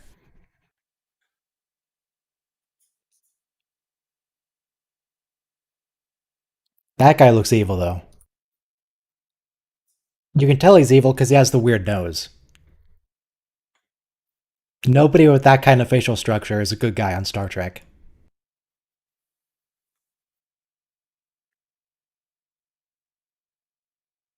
Yeah, Sharky. I I did find it really weird that Saruman was perfectly fine with the nickname Sharky. I feel like he would find that insulting, but apparently not. Apparently he actually really likes the nickname Sharky.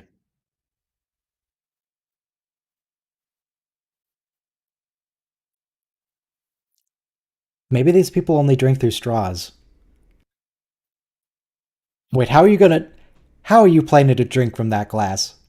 That's why they didn't give us a wide shot there, because that guy physically can't get the glass to his mouth. He needs a straw.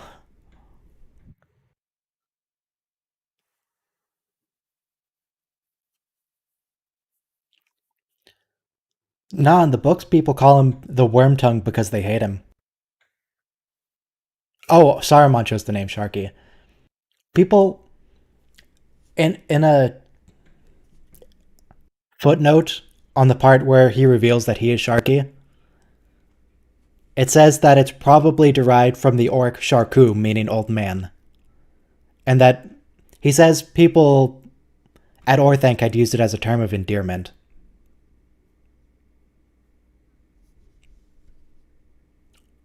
I think, I'm not sure when people started using it, but apparently it derives from an orc term. Old one, old man, something like that.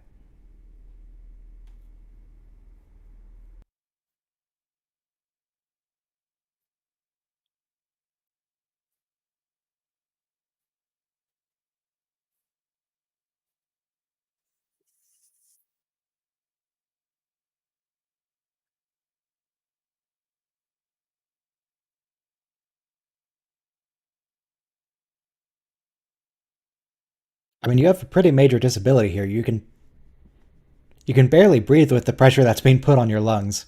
You might need a doctor here, Melora. I understand it'd be really embarrassing. It'd feel awful to have a doctor following you around all the time. But given the situation, I think it might be necessary.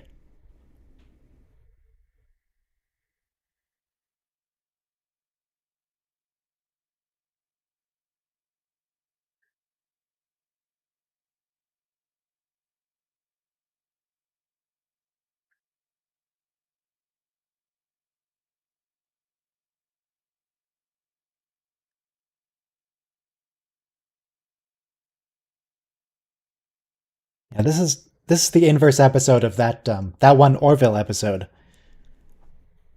where they go to that lady's home world and it's really high gravity, and the doctor's there.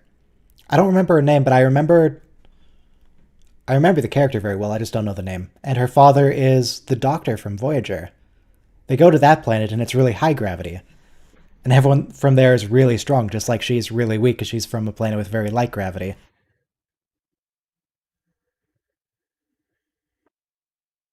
Oh yeah, Phlox was there too. Phlox was Dr. Phlox shot the doctor or stabbed him or something. That was yeah, the doctors there had a bit of a rivalry going on. Bit of a feud.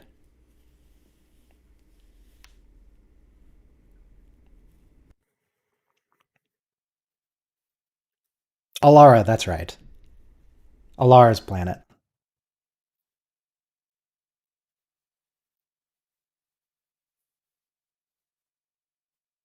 Yeah, the Orville's good though. And they have Tim Russ as Tuvok in that episode about that lady from the past when they find the time capsule.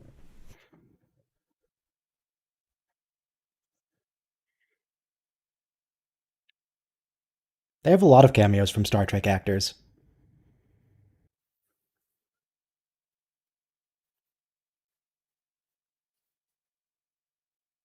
Can you can you take baths?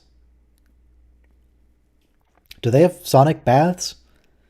I was under the impression they only had sonic showers. Can you take a water bath? No, they have to have water baths because Neelix takes a water bath on Voyager in the pilot episode. I think that might be the only time we see it, but no, actually Riker and Troy get in a hot tub or a bath or something in Insurrection. They yeah, okay, they totally have water baths, not just sonic showers.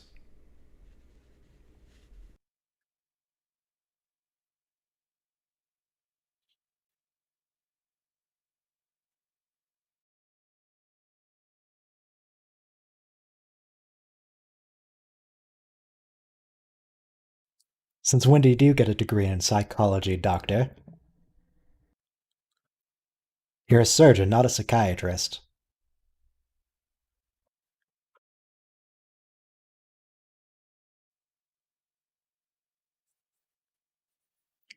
Does has Melora seen a Starfleet counselor about this? She's very defensive.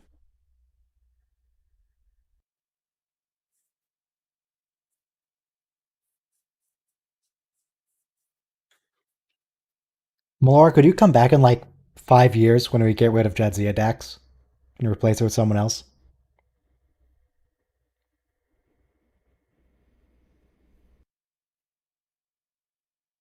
Oh, hey, Morn. Only a very brief shot of Morn, but we got him. How much do you think that actor got paid for playing Morn? Because he's there all the time, and just like single second, 1 or 2 second shots, and it's just panning the camera, and he has to get into all that makeup and put on the prosthetics and put on the uniform. Do you think Morn's actor actually got paid a decent amount to make all that worth it for 2 second shots that he's in all the time?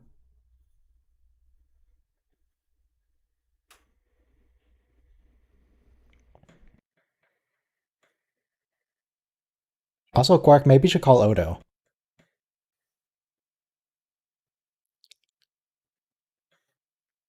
This guy actually threatened your life.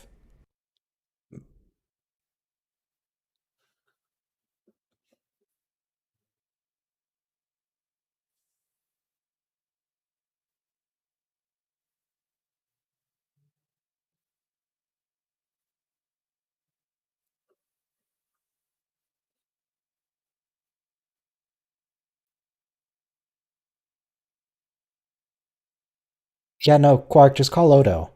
Odo will totally deal with this. Who's Lieutenant Ayala? The name sounds familiar, but I can't place it with a face. Oh, no wonder I couldn't place the name with a face. I thought Lieutenant Ayala was a woman. Apparently, I mean, that doesn't look like a woman.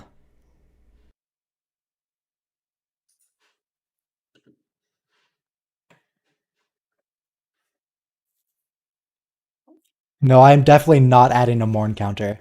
That Morn counter would just go up constantly. I'd have to be just sitting on my text editor trying to adjust that every other scene. It's way too much.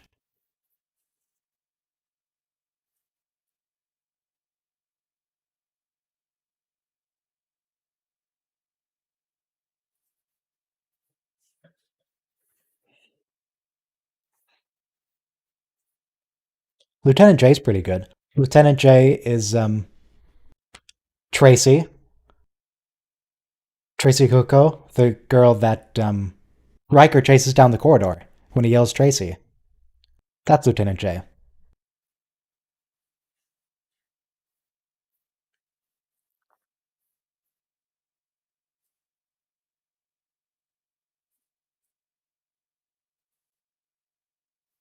I have to imagine Melora doesn't actually need to eat that much.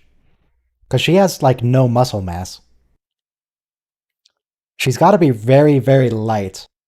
So surely she doesn't need.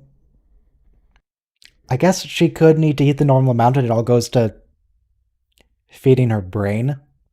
Like, strictly brain energy.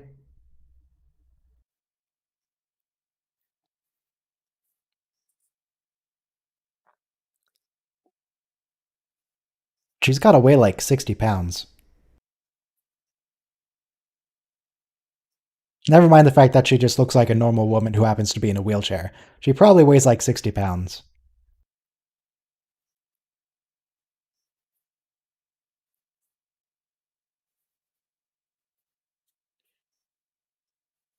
Yep, we got pack lids in the background. It doesn't look like they're looking for things to make them go.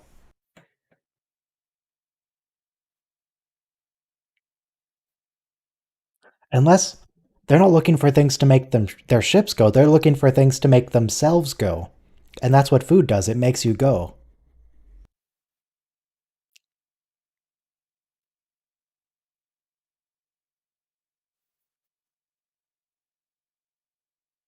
Yeah, the muscle growth thing probably isn't an issue for Starfleet, because that's just an issue of gravity, and Starfleet has artificial gravity. But Melora probably has very, very low muscle mass because her entire planet has low gravity.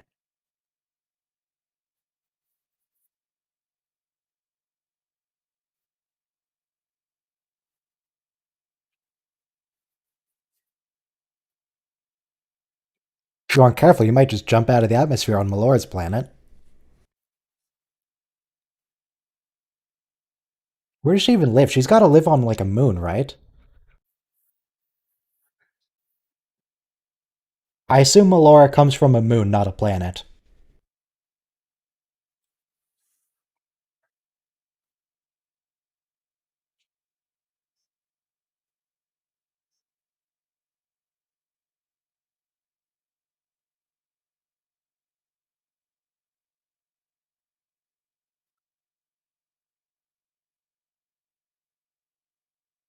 Yeah, Melora, what are you doing, Melora? And why can't Melora have an anti-gravity chair? They have a lot of anti-gravity units that they move to transport cargo. Why can't Melora have an anti-gravity chair? That'll get rid of this problem entirely.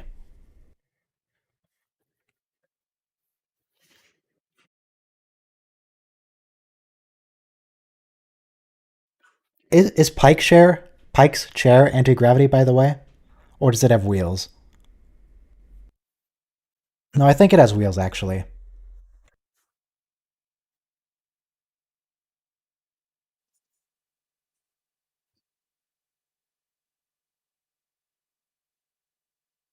Did Melora reject an anti-gravity chair because it's not what she practiced on?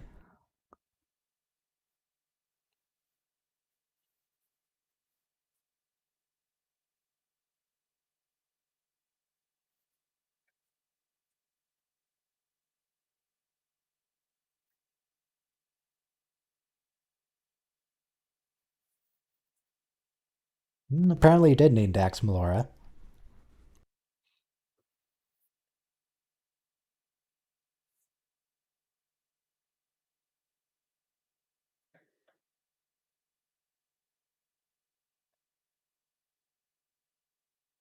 Yeah, the Pike Time Crystal episode was that was like the best episode of Discovery. That was really good.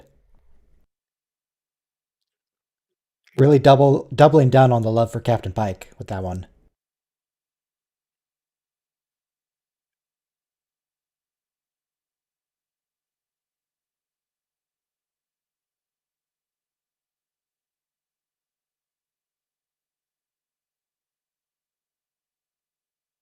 Someday is in tomorrow.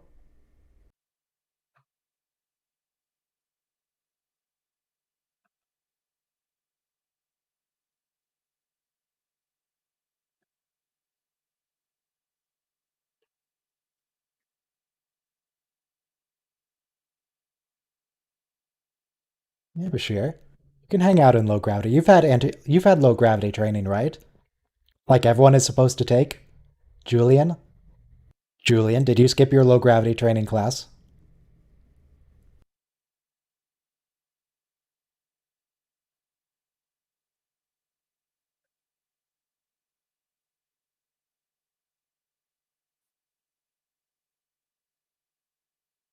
I think Julian skipped his low gravity training class.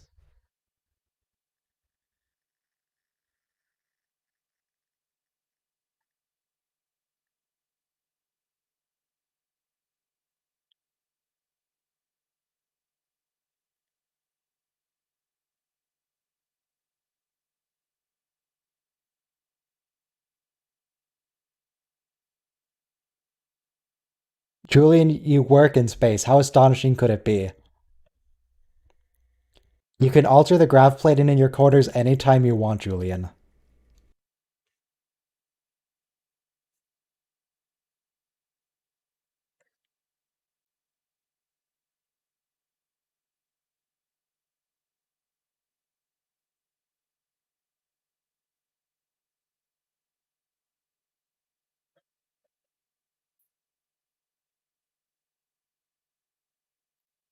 Siddiq.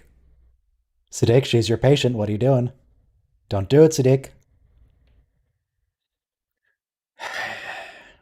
This isn't going to be the last time he does this. Siddiq, you can't have that kind of relationship with your patient.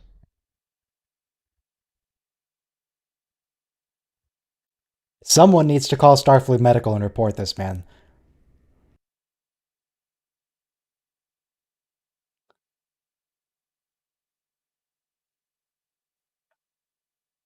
I mean, yeah, he technically wasn't the mute lady's doctor at the time he started dating her.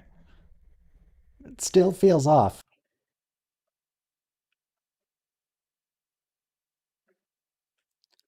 But he definitely is going to keep treating Melora here. He still needs to give her the space steroids. And only Julian can do that because he's genetically enhanced and he's really smart.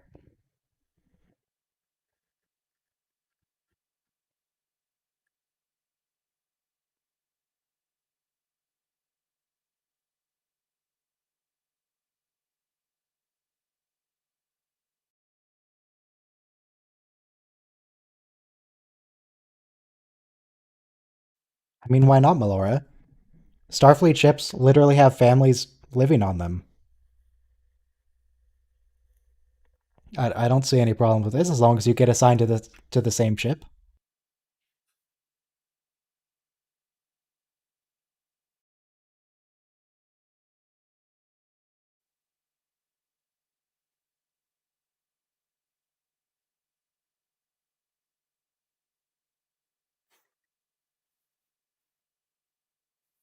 I mean, the main difference here seems to be muscle mass.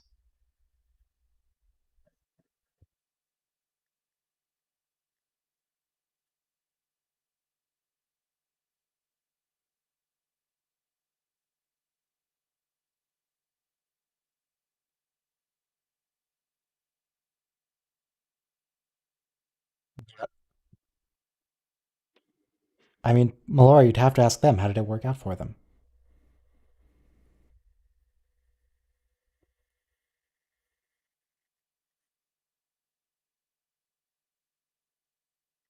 I'm not sure if we really need this conversation in the episode.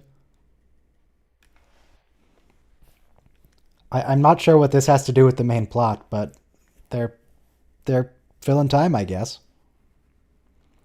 No, there's no way they knew that Dr. Bashir is genetically enhanced at this point. There's no way. I bet they came up with the fact that Julian was genetically enhanced the same episode they introduced it.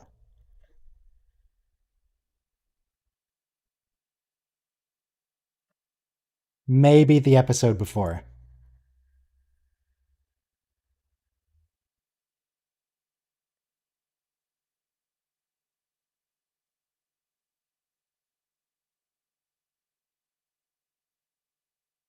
I mean,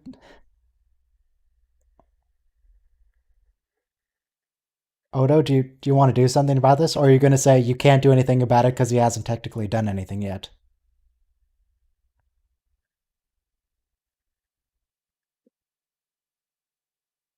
Odo, Odo, what is that face? Odo, stop fantasizing about people being murdered on the station. Odo is letting his inner founder slip out here, and it's not a good thing. You just want these people to be murdered.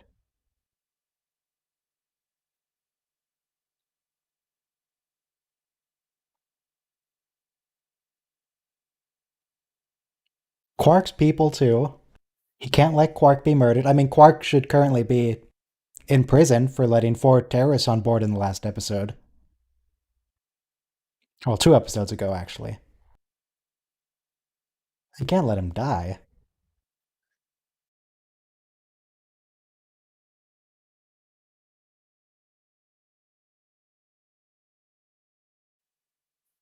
Is she a doctor? She is wearing science blue.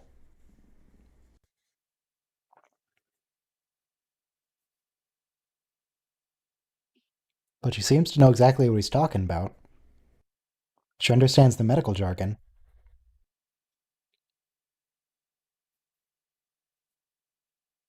I don't think she's a doctor, though. She's just a generic science officer.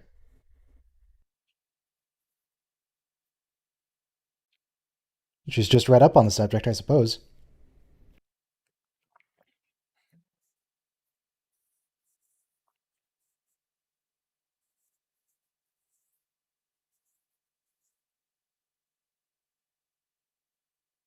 Odo, don't be rude. Talk to your guest. Be polite. She's a cartographer? Okay.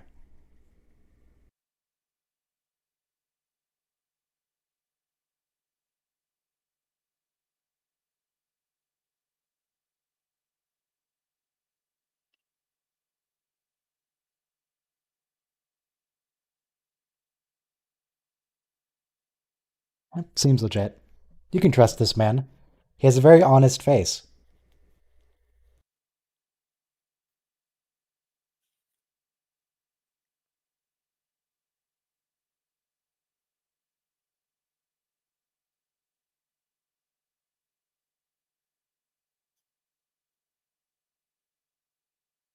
Can you lock a man up for having an evil face in Star Trek? Because that man has an evil face in Star Trek. Look, the dude even has horns on the sides of his head.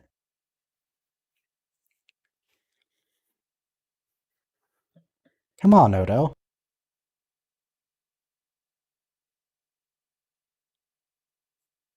Alright, at least you're following him. Nope, not following him, never mind.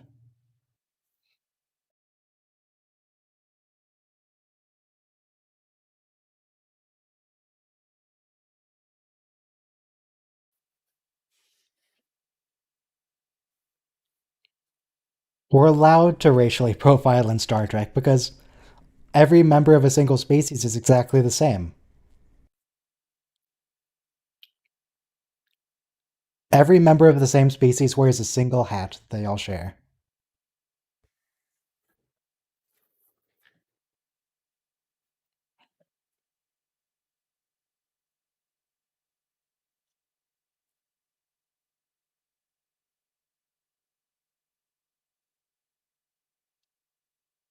Yep, the table hat people wear the hat of tables. That's true. I wonder if we'll ever see them again. Will we ever see the table hat people again?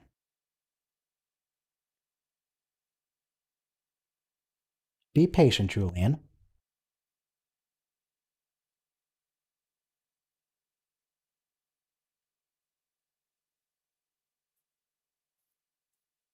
Now, does this woman here, does Melora need to start eating like 8,000 calories a day to compensate for the increased muscle mass? She's got to be taking in a lot of food to grow all that muscle so quick.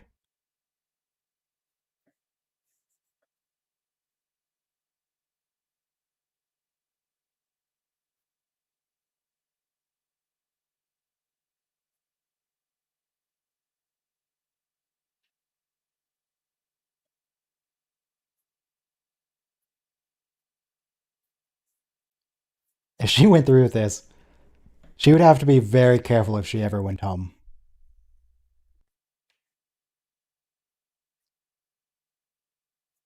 If she if she tried to jump when she went home,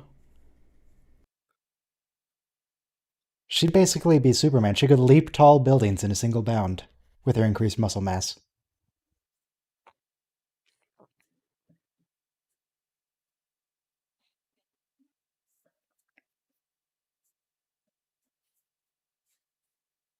Habitat ring level 14. So the Cardassian turbolifts do go sideways then. Because the habitat ring isn't connected directly to ops. So it has to go sideways to get there.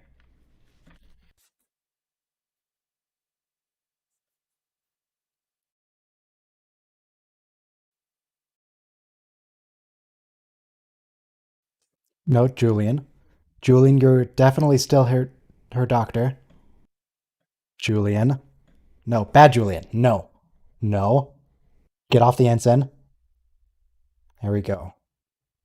Leave the ensign alone. You were actively giving her treatments.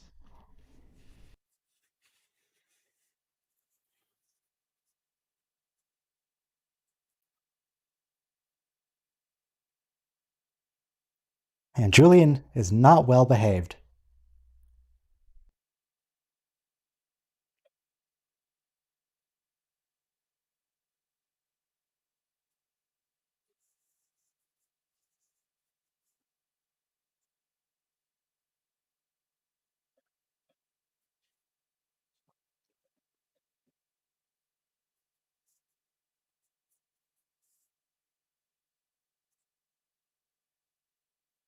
I really hope Quark was carrying Odo in on that tray.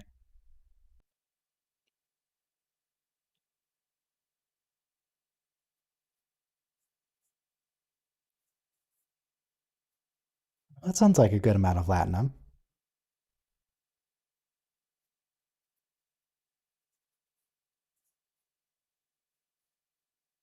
But I thought you were tired of his gifts.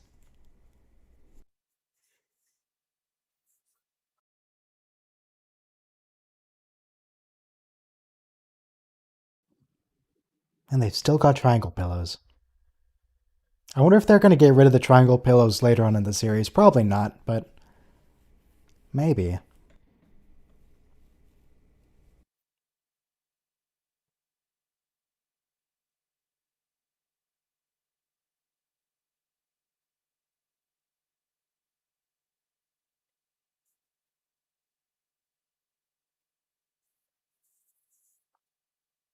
Julian maybe should get a counselor. But they don't have a counselor on Deep Space Nine yet, do they? I guess she could try and go to the Bajoran Temple and talk to a Vedic or something, but yeah, it's probably not going to do it.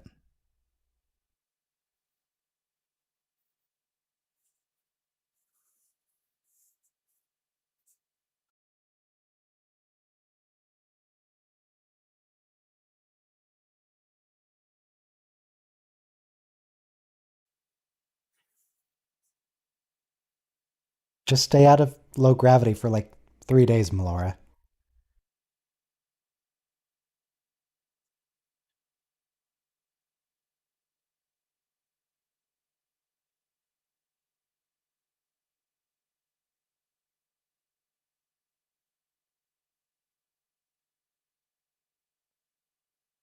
Yeah, she absolutely still is patient.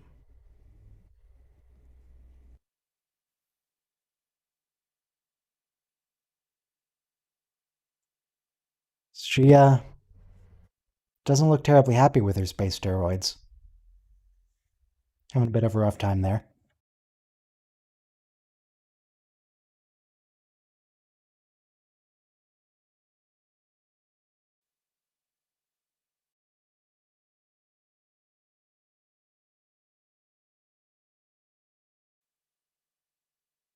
You could go back home.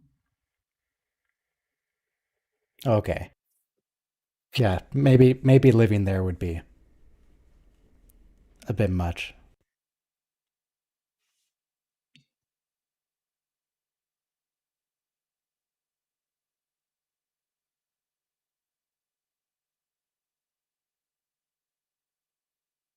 I mean, mostly she trades her magical life under the sea for a cute boy, but I mean, sure, legs.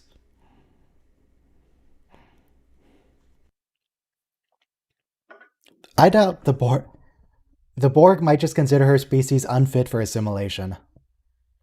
Just leave them out like the Kazon. Great for extermination, not great for assimilation.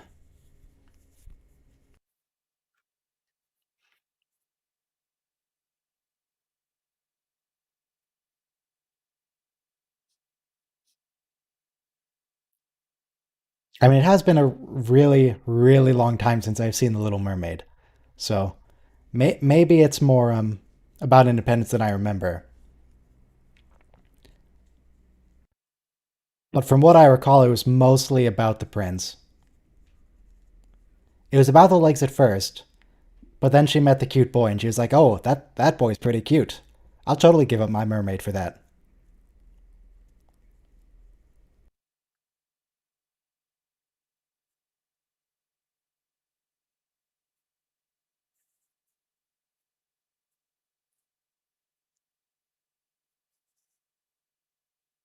I'm I'm surprised the security centers actually brought that up.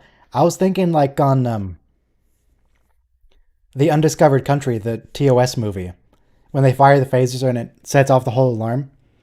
I was wondering if anyone was going to ever notice that they fired a shot. And yeah, they did. They actually triggered an alarm. Good on Odo.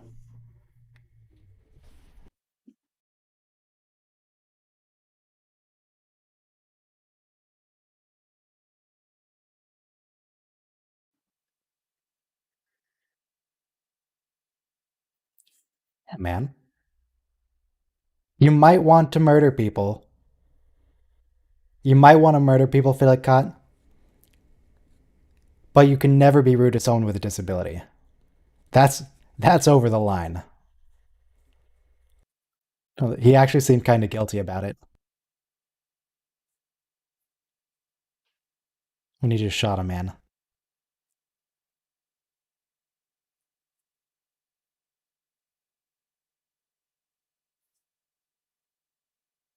He looks kind of familiar too.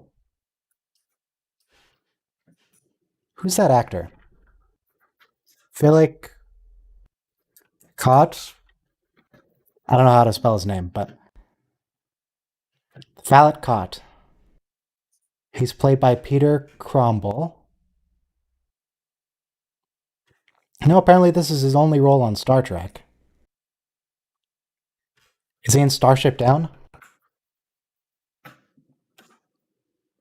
No, he doesn't seem to be in Starship Down.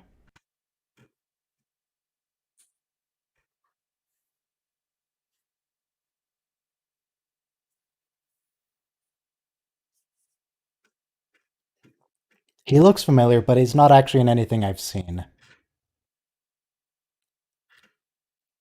He is definitely not Zephram Cochrane, though.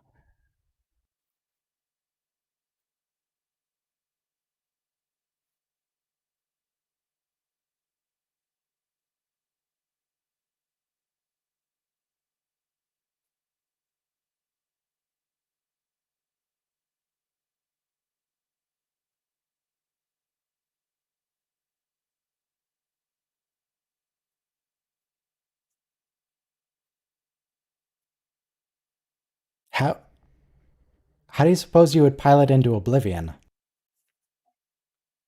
We're not talking about like Star Wars hyperspace routes where you can hyperspace through a star. Warp isn't actually that fast. You can see anything coming, and you have deflectors. You don't need a course. You can just go.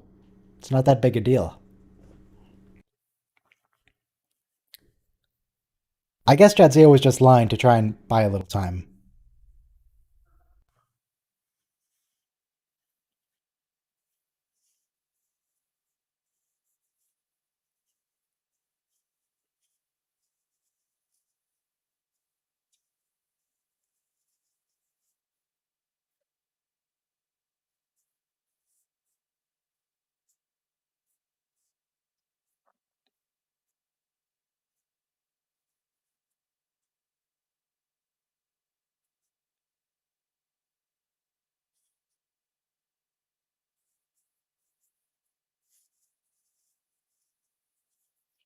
I mean, Quark, you kind of brought this on yourself.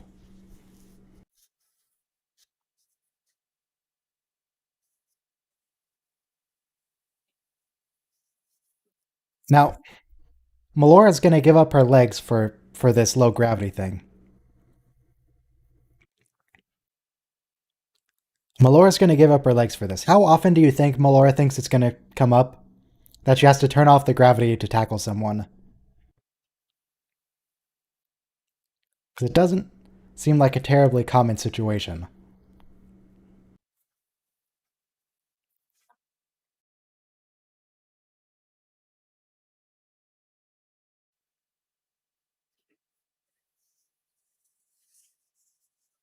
Maybe now Bashir can date her, now that she's not his patient anymore.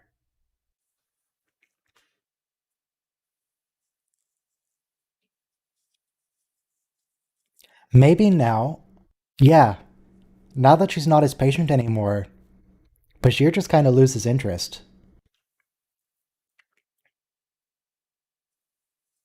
Right here, Julian stops caring.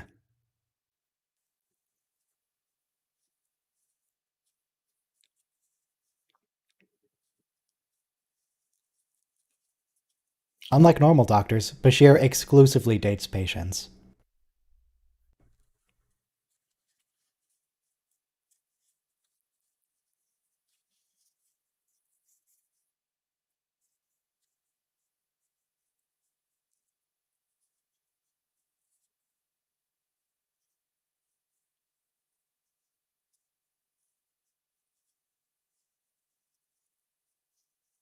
And Melora's really taken a 180 since the beginning of the episode.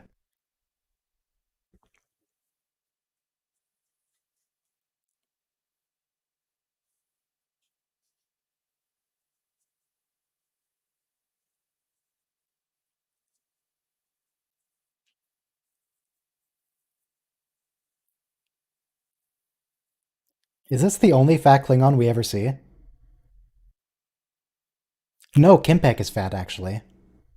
I think this is the second and last fat Klingon we see.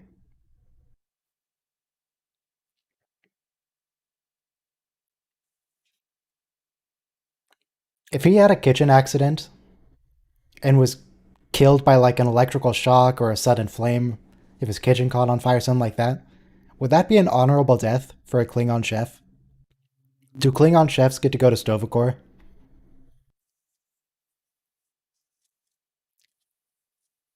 Does fighting with a difficult recipe count as battle? How does this work?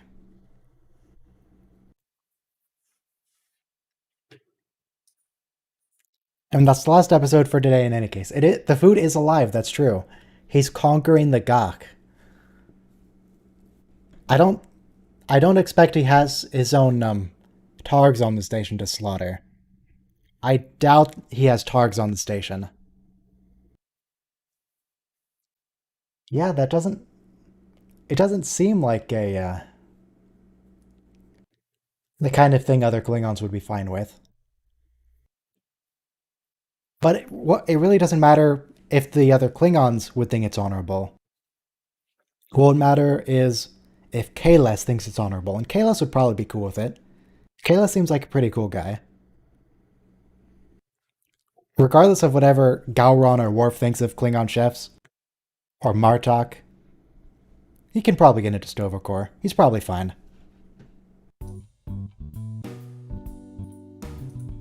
But that's the last episode for today. Next week we get the Ferengi female pretending to be a male. Unlike that season 6 or 7 episode where we get the Ferengi male pretending to be a female in a very, very strong tonal shift. We get the one where apparently Kira's a prime suspect in a murder in the past. I don't remember that at all, but we'll find out what's happening.